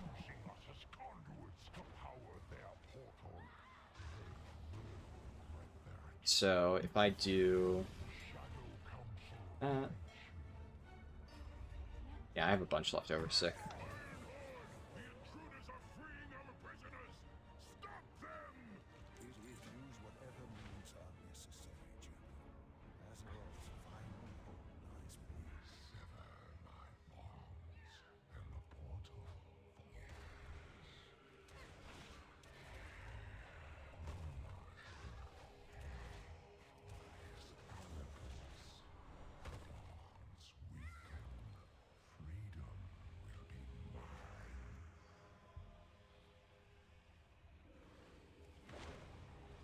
Level for this now. During some of the roleplay, I'm gonna need to replace my consumes. I fucking canceled that early. It's no big deal. Good to see. The vanguard is falling. We will not let their great sacrifice be in vain. Okay. In here. Bear Tartar. Yeah, I have to eat Bear Tartar at this point in time. I'm just gonna... Bear Tartar will actually help, so I'm gonna let it stack up. And then use an Augment Rune. Actually, I can use... He cannot stay here long. Soon, use Battle Scarred. the Iron Horde will be upon us. Our champion will stay I forgot to refresh my scrolls. Again, not that it really matters, but... passage through the jungle. Fight well,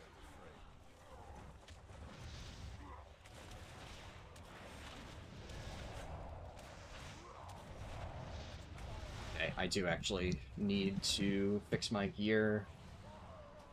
Get all this stuff equipped. Is anybody out there? They were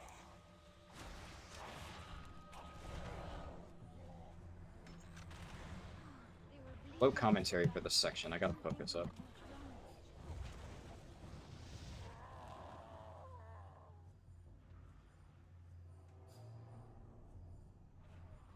Help!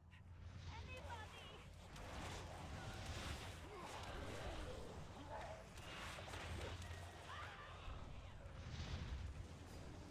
Good. Whoever you are, thank you.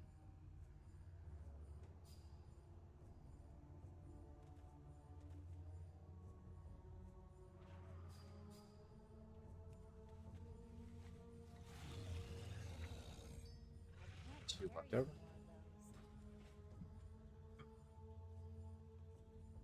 Any other consumes that I could use? I can refresh this. Can't do that. Okay, I have to wait for it to expire. It's fine. What news from the front? Be mindful of your duty.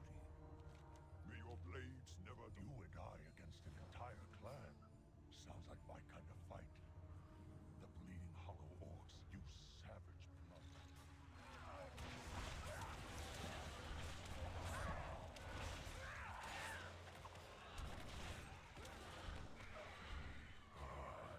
You and I against an entire clan. Sounds like my kind of fight. The bleeding hollow orcs use savage blood magic to transform their warriors. I'm coming for you. With any luck, we will escape before they can complete their transformation ritual.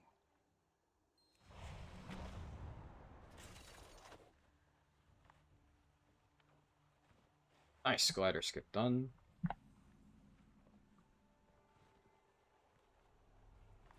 Let's get to work. First, we deal with the bridge. Let's get moving. May your feet find good trails. I'll at least have the potion for most of the WoD intro, which is Stay alive, friend. good.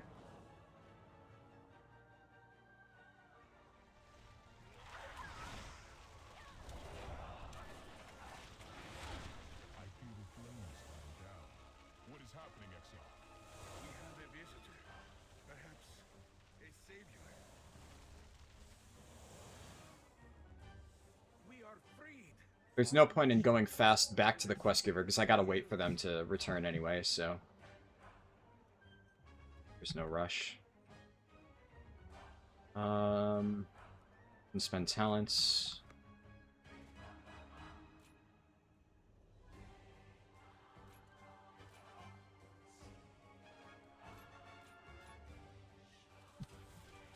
I can hear the soul. We cannot hide here forever. That's good. Follow me and stay close. Ooh. Lots of roleplay here. I should take this opportunity to fix this because I'm not going to need to use that potion again anyways. I'll put that there because I probably will use that once. I will put that there, put that there. Red bonefish there, put that there. Can't skip this one. Entered my arena, strangers. You will either leave it as victors or as corpses. Now, kill your hungry. You know, I gotta say, if they don't do WoD Classic, I'm gonna be very disappointed. Because I'm gonna be honest, I think that I have probably done the WoD intro more than any human in history at this point. I have done this fucking quest line so many times. If WoD intro comes out, I am going to blast the fuck out of this entire place. Or what? I don't know what I said. I meant to say if WoD Classic comes out. But yeah, I'm gonna absolutely shred this place in WoD Classic. Mark my words.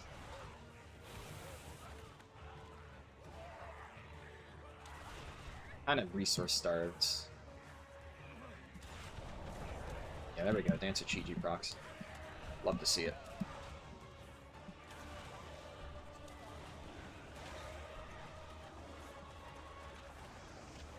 Go.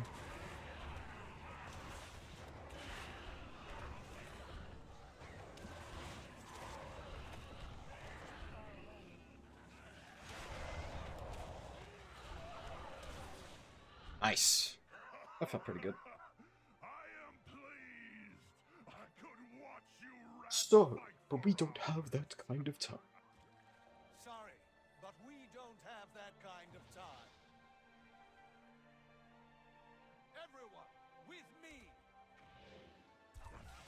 I only counted 99 kills.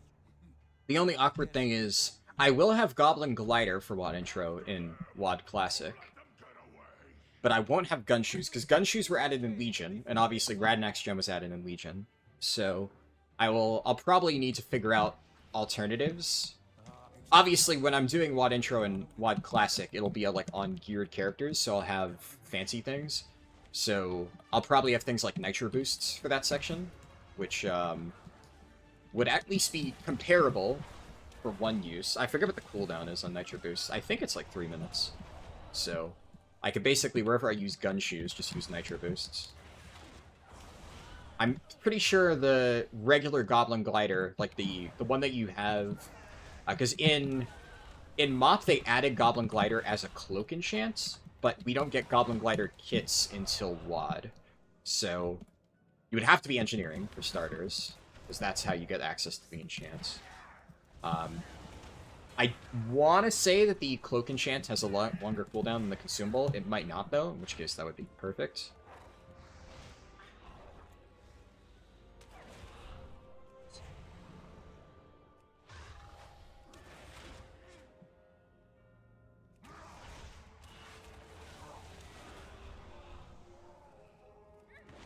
And also, nice thing is, by that point, I'll finally be playing Windwalker Monk.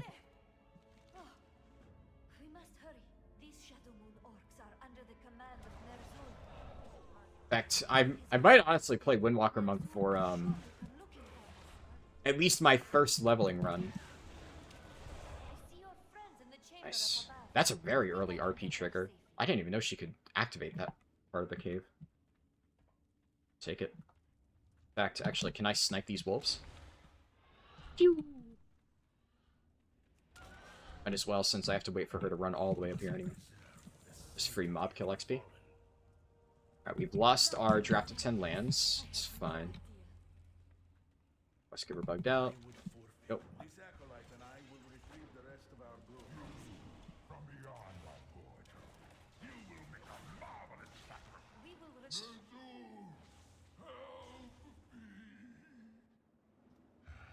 Worthless.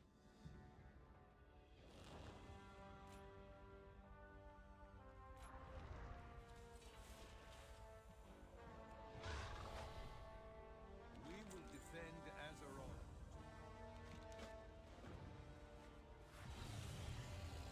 Alright, final rad next gem. I will probably have places in the WoD intro where I can make use of this.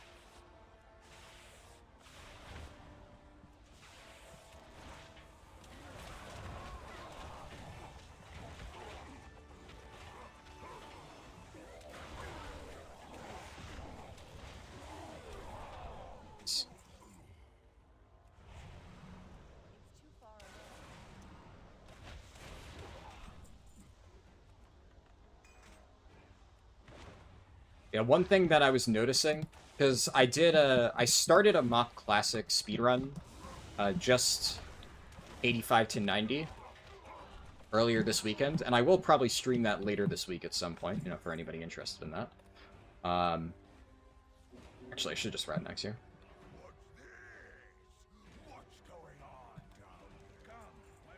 And I looked at both Brewmaster and Blood Decay, which I'm gonna play one or the other, most likely both. I'm very excited for both of those specs. WoD or MoP era Brew Blood are some of my favorite specs of all time. They're so good. And Brewmaster looks really interesting, but it doesn't look like it would be amazing for leveling, just because it doesn't really have super strong AoE potential, is kind of my big concern. Blood DK is, like, absolutely crazy on AoE. Now, I'm pretty sure that Brewmaster can do solid AoE if you have, like, very specific setups. I also know that, like, Chi Torpedo is really good burst AoE, but unfortunately, in the context of leveling, you don't even get Chi Torpedo until level 90, so it's actually completely irrelevant for leveling. So it's just kind of awkward.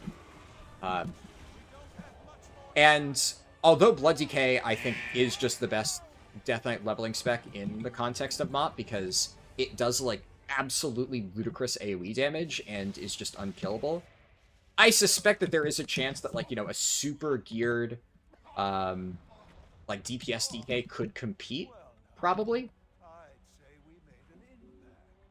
Can't remember if Khadgar offers a quest here or not. I think there's a later section where he offers a quest and he's been routinely buggy and takes a while to activate, but I think that's after I hand him stuff. But yeah, it's definitely possible that like a super geared, like, full heroic Dragon Soul player, DPS DK might be able to do more than a Blood, but you're still like mortal a little bit in those iterations, whereas Blood DK you can just pull like 20 mobs, you can pull infinite mobs by the time of Mop, and you just will not die. And unlike modern Blood DK, where their damage is like technically at max level with like Sand Lane and all of that stuff, currently Blood DK is really good, but Blood DK still, while leveling, faces the same problem it has for years, where its damage is just not good.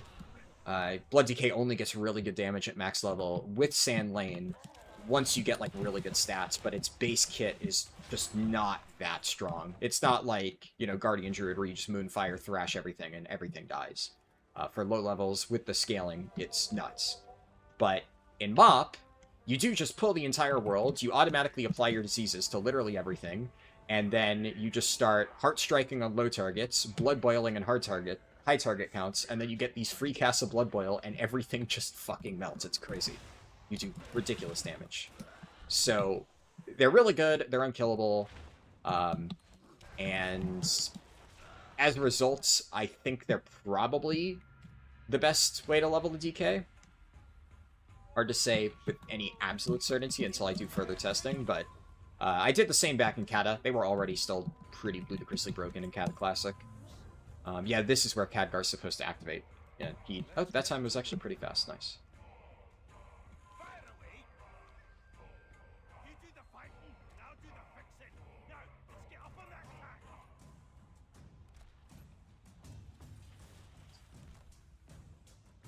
Yeah. Anyways, all that to say, Brewmaster looks like it would be solid, but I just think that the ability to do mass AoE pulls just isn't there. You're a little bit limited. Maybe it'll be better when I actually test it. I don't know. However, no matter what, I've been looking at Windwalker Monk, and a lot of the stuff that makes Windwalker Monk really broken has kind of always existed. A big one is a lot of melee, even to this day, but especially, back then. Being able to pull the entire zone is something that a lot of people will struggle with a little bit. Survivability is good, but certain DPS specs, if they're trying to tank like 10 mobs at once, they're gonna struggle. The reason why Windwalker is just completely broken for leveling right now is there's the PvP talent Turbo Fists, where while Fist of Fury is active, you parry all attacks from the front. So some of the scariest pulls are where you're just taking a bajillion auto attacks. Well, if you have Fist of Fury going, you take 0 auto attack damage during the duration of that cast. So you'll see a lot of times I'll round up a bunch of mobs, I'll hit the one that's furthest forward with a bunch of my generators, get chi, and then just go full send with all my cooldowns, Fist of Fury, just melt all the mobs. And to my surprise, that was actually always a thing, except in Mop Classic, it's a glyph. So there's a glyph that while channeling Fist of Fury, you have 100% parry. So that already just gives Windwalker Monks immense survivability, and I'm fairly certain, although I have yet to actually do a test run, I will soon rather than later because I'm very excited for it. I'm fairly certain that even back in the day, Windwalker was known for amazing AoE. Half of their kit is super strong AoE. So I suspect they will just naturally be amazing. And also, it's kind of one of those weird things where, although I'm pretty sure that monks will still be the fastest for 85 to 90 leveling in a vacuum, obviously the fastest person, it doesn't even matter what class they are, they're going to get boosted by a group of people who find a mob grinding spot, so it could be literally anything. But in terms of solo speedruns, I'm pretty sure Windwalker Monk would still be the fastest option. But the other thing that I think a lot of people are forgetting about is that for the longest time, monk class quests, the Peak of Serenity ones, okay, my quest thing bugged out and I didn't auto-accept that. Weird. It's fine. But back in the day, I forget when they changed it. Look out! Ship moving. I see the ships ahead. Where now? This way. 1 second. Head for the ships at the end of the road. There is no place to run, outsiders. This is mine. I gotta focus. We will find you. Ignore his threats. We will go to Shadow for reinforcement. That my potion briefly expired. I don't think it'll be a problem. I don't think I lost that much. I need to get this food buff anyway, so I'm just going to let it go, and... Okay. Yeah, I'm going to quit yapping and focus because there's actually something that I need to get done. Not all who wander are lost. Prophet, this hero and many others from another world. Come, slant your banner and claim your destiny. I can open up a portal to Stormwind only briefly. During the roleplay, we could do this. I'm going to replace all my heirlooms. Is not misplaced. I assure you, my prophet, the commander we've chosen represents the very best of the Alliance. All right, come on through. Steady. I'll talk about why I'm doing this in a little bit. Let's break some ground and take this world for the Alliance.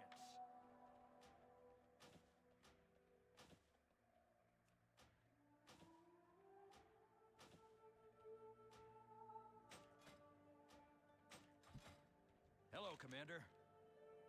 We'll get it done. Giant killer ravens. Okay. So yeah, I have 0 heirlooms on at this point. Now, a lot of people have talked about how heirloom scaling is really bad, and they are partially right. Heirloom scaling is definitely nowhere near as strong as it once was. However, a lot of people, I think, over-exaggerate a little bit and make it seem like heirlooms are not worth using at all. Now, there's kind of 2 problems here, right? A lot of people will say, oh, heirlooms are a complete waste, you should never use them anymore. That is just factually untrue. As you can see, I'm doing a speed run. I'm still using heirlooms for most of the run. I'm not a fucking moron. Trust me, I've done the math, right? However, when it comes to heirlooms, you have to ask the question, is it worth spending your gold on if it's something you don't already have? Now, I already have all my heirlooms upgraded, so if I have them, I'm going to use them. But these days, I recommend most people don't use heirlooms because if you are going to only level a few characters, the difference that they provide is not enough to justify spending the exorbitant amount of gold you have to spend on heirlooms. So people kind of confuse that. Like, is it worth buying heirlooms? No, the difference they provide is negligible. But I already have them. If you have them, use them. And especially for a speedrun like this, where every bit of time save counts, they do save time in the early sections. So that's just a fact. However, I have done a bit of testing, and heirlooms definitely... Something is completely broken with heirloom scaling, like 100% insanely dogshit broken from 60 onwards. The scaling is not amazing, but it's still better than, like, generic quest rewards. Or even if it isn't better, it's, like, so close that once you level up a single time, you'll beat quest rewards of equal level. So it's nowhere near as bad, for the most part, as people make it seem. However, it is absolutely as bad as people make it seem, because quest rewards at level 61... Actually, technically, quest rewards at level 60 are already better than level 70 heirlooms. That is how far behind they are. And I did not mean to enter Proving Grounds. That's not supposed to happen. I didn't realize it gave me that quest. I thought it was on the next section already. Whatever, fine. Yeah, something is, like, severely broken. I think it's less to do with heirloom scaling. It's like a combination of, like, 2 things. One is just heirloom scaling is bad in general. For the entire leveling process, it's not great. And what I think is happening is it's, like, a little bit behind where it should be. Or, like, where the quest rewards should be. Or something like that. Also, I'm not going to do any of this stuff. What I'm going to do now is I'm actually just going to Zen Pilgrimage. And I don't know why my PvP flag is expiring in 4 minutes. It shouldn't be happening.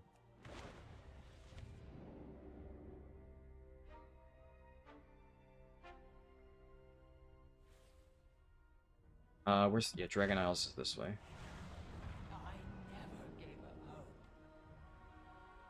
I think what's happening is a combination of 2 things. One, heirloom scaling is, like, consistently falling further and further behind by small increments all the way up until max level. And it's less noticeable at the low levels, but Blizzard fucked something in the tuning of non-heirloom items, like regular stuff, from, 60 onwards. And because of that, the moment you hit 60, those items shoot up, like, literally 50 levels. And heirlooms are still doing their normal crappy scaling stuff. And then the disparity is huge. Like, you really start to notice it. Actually, one small thing I can do. This.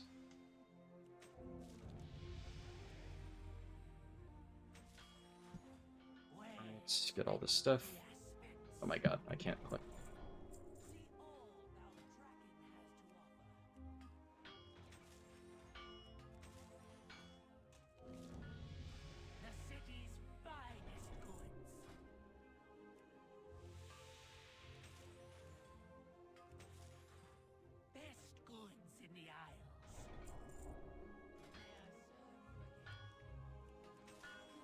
Gotta focus for this.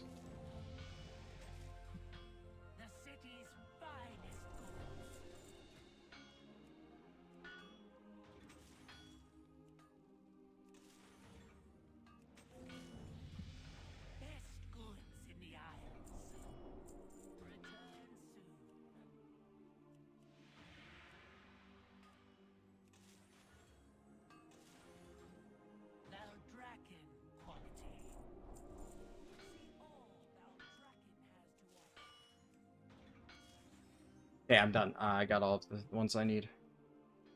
Toy box, garrison. We use this. Yeah, the funny thing is, I'm actually going to be using these items for such a small portion of the route that in this particular situation, it's actually going to barely matter. However, I do still think it was worth getting it. So, you're welcome. I got all of this just to showcase for these last few sections that I genuinely believe it's slower. So I got these things more to prove a point about how bad heirlooms are, rather than for any real speedrun reason, because the reality is, that this zone is taking fucking forever to load in. Oh my goodness. Oh, bleeding time here, game, hello! There we go. Took long enough.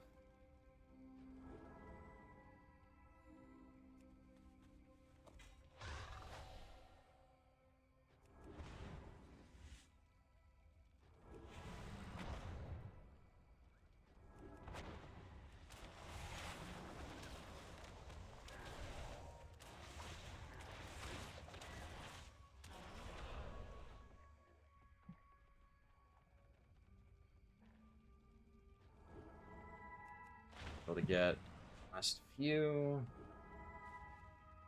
Tiger's last two.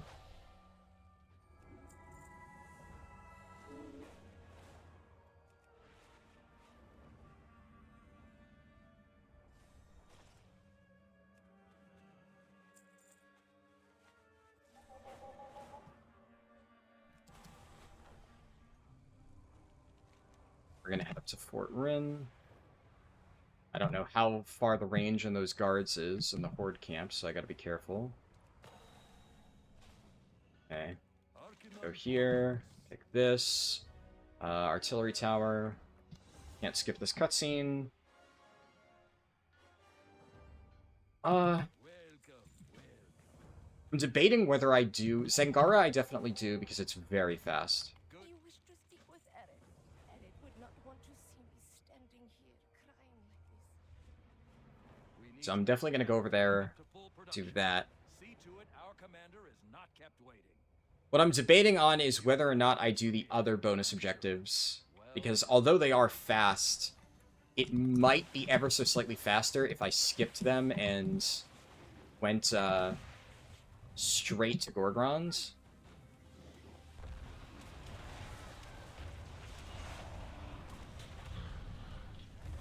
Too short.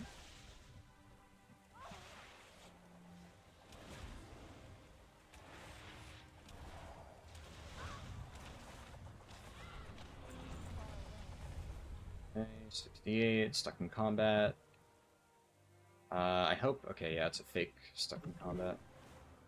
There are like a million critters over there, so I did worry for a moment that I might genuinely have like hit one of them.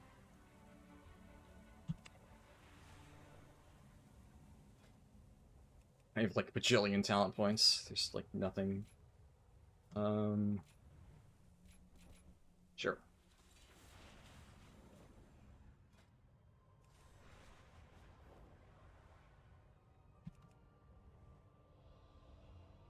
You know what? I am gonna go do Tail Thrasher Basin. I feel like it's probably fast enough to be worth it.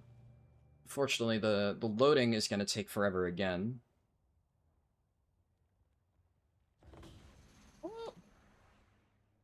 It queued one of my flaps.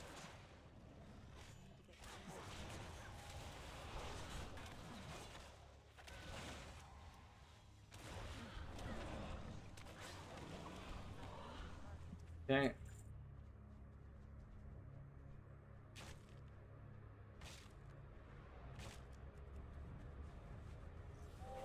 Fly over here.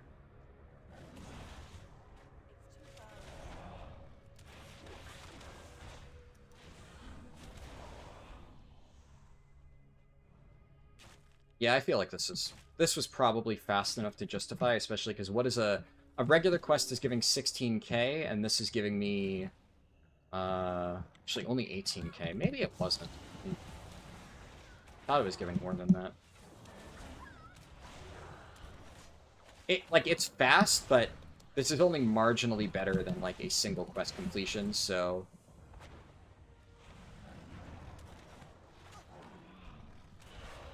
it's debatable whether or not it was worth it. You do kill a lot of mobs as part of this one. People are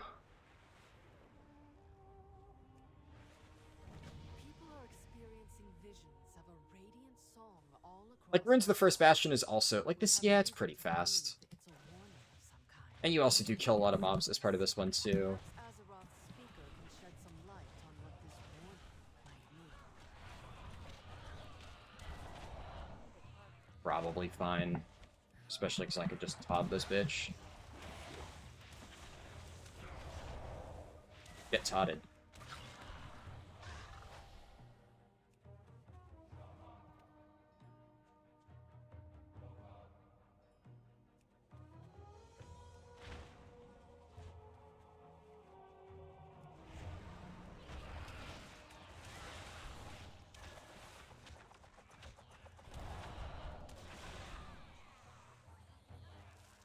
Let's grab the pots. Century jar. 2 more.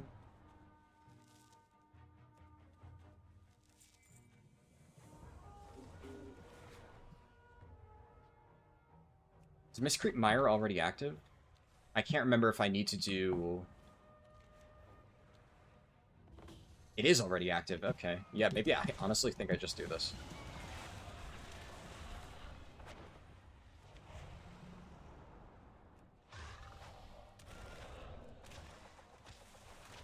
There's some bonus objectives that you need to actually do, like, the intro quest to unlock, and some are here immediately.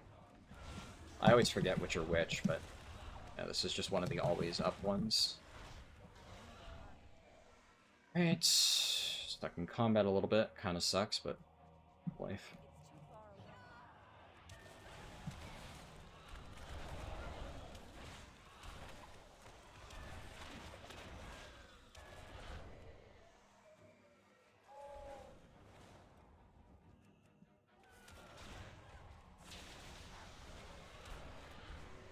I love Emperor's Capacitor.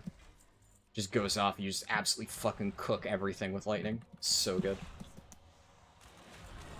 That's it? Holy shit, that's all I needed? I wasn't looking at my XP bar? What the fuck?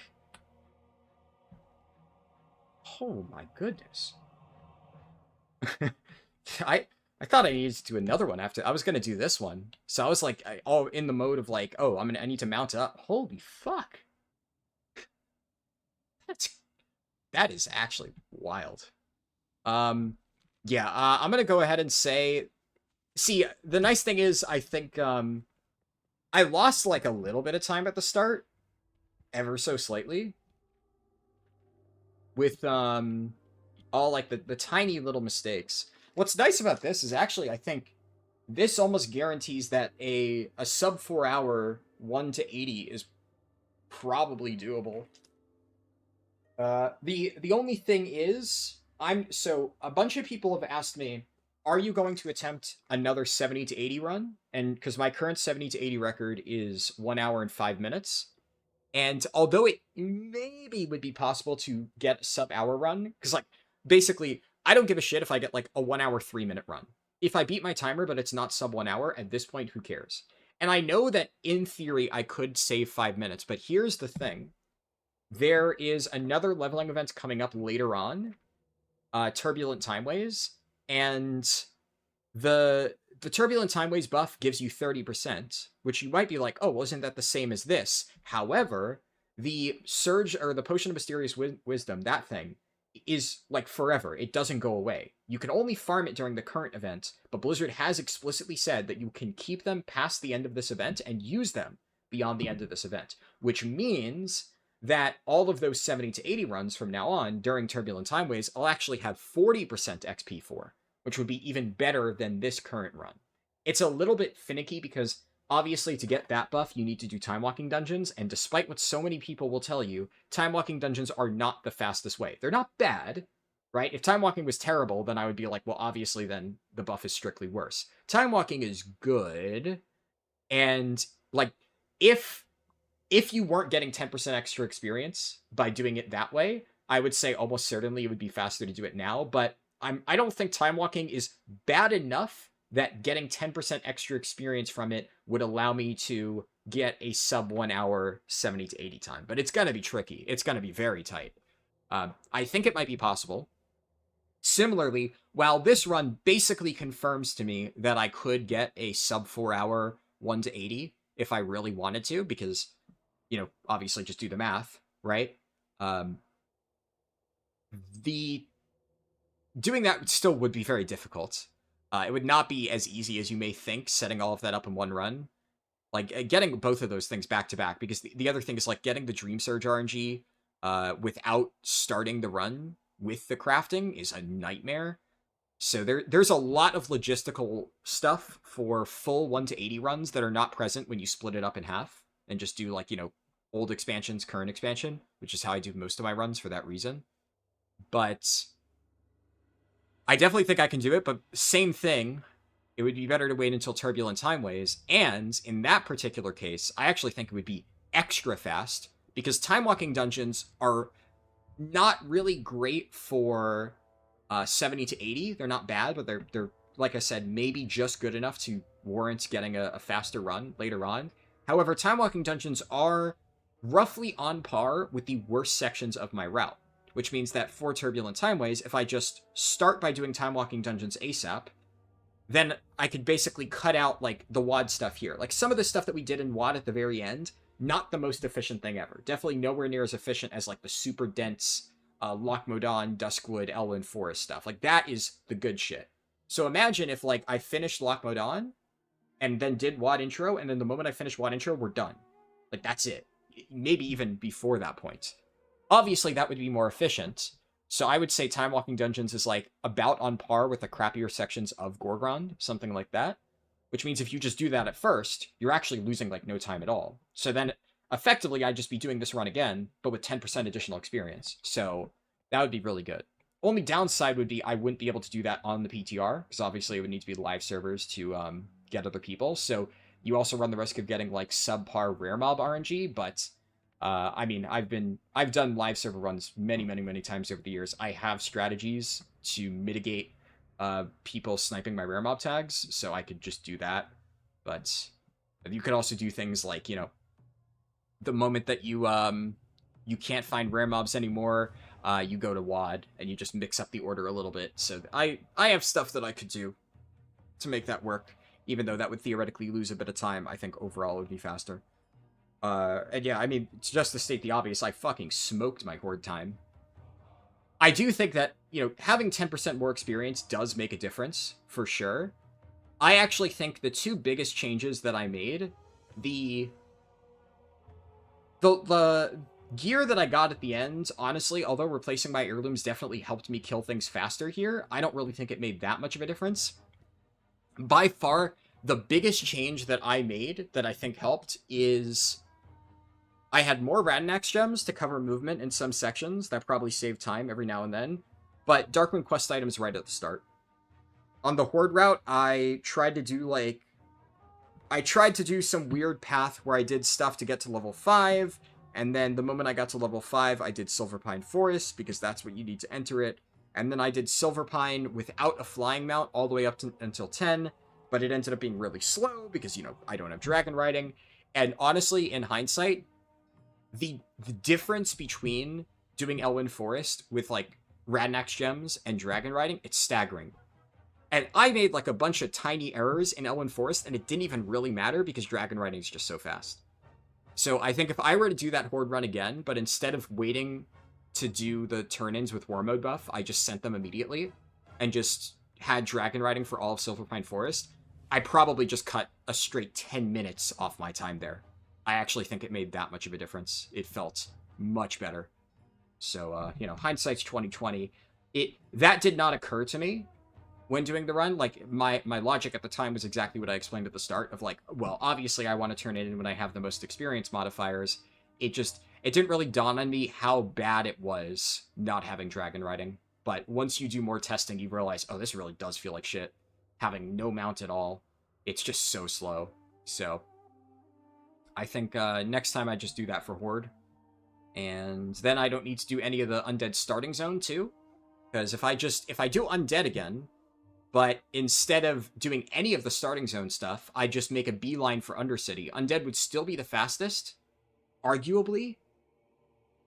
I think the only other contender is potentially Blood Elf, just because Blood Elf has decent proximity to Orb of Translocation. There's actually, so, come to think of it. Now, it would actually have to be Blood Elf. Yeah. Because Blood Elf, at the very least, I don't know if they would do faster, mind you. I'd probably have to do, like, time trials or something and see if you are, like, blitzing from your starting zone to... Nah, Blood Elf surely wouldn't be faster, because although, technically speaking, Silvermoon is, like, in close proximity to Sunstrider Isle, you have to do, like, a long wraparounds. Undead only have to enter Undercity from the sewers. It's not that bad. Yeah. Yeah. Undead's probably still faster. The only way the Blood Elf would be faster is if you somehow manage to get Falling Flame on a level 1 character, but unless they one day make Falling Flame account bound, I don't think that would ever happen. But yeah, unless you could, like, Falling Flame, shoot yourself out of bounds, and land inside of Silvermoon, which would be sick tech if it existed. Alas, I do not know of any way to do something like that, so you would have to run all the way around. It would have to be Undead again. But I definitely think I can save time. But this was very fast. Like, this run was good. It honestly, outside of... I made, like, some small mistakes in Elwyn Forest, but the problem with Elwyn Forest, like I said, is the movement there, the routing, it's so fucking complicated trying to remember all of that stuff and do all of that stuff perfectly and, like, get your mailbox down and, like, alternate between Gunshoes and Radnax at the right time, cancel it at the right time. It's a lot, and because that is something, like, I haven't really done many Alliance 1-70 runs, I have very little practice doing the Elwyn Forest route without dragon riding. So the moment I had dragon riding, I was cruising, like, easy peasy. But before that, I lost probably, like, a few minutes, but I don't really think it was anything amazing. It didn't cause me to miss any major thresholds. And from then on out, I think the run honestly was, clockwork. We didn't run into any disaster stuff. No giga cursed bugs. I did a fresh account run on Europe a few days ago, also on my channel, and that is, like, one of the most cursed runs I've ever done. I encountered 2 game-breaking bugs that I've never seen in my entire life, both in that run. And they're some of the weirdest bugs ever. I caused, in the WoD intro, Khadgar and a lot of the other NPCs to despawn, and there was no way to respawn them. I permanently bricked the WoD intro to the point where I could not finish it in that run.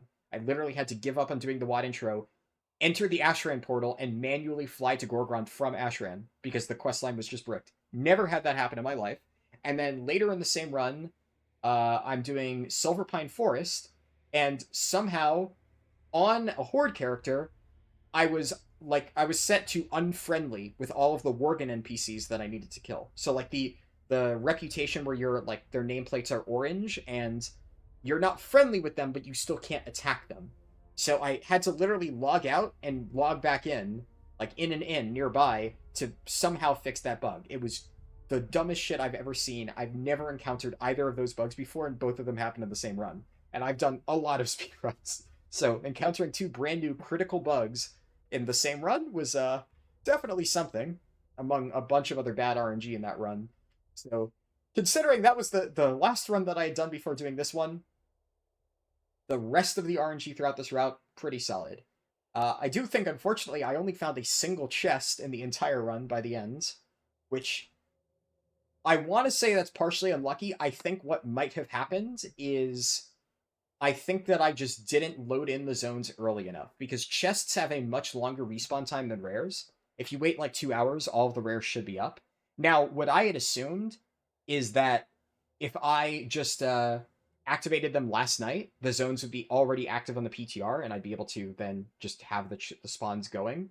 But I think they probably despawned overnight, and when I checked like a few hours ago before my raid and activated it then, I don't think it was enough time. So a little bit unlucky there, but oh well.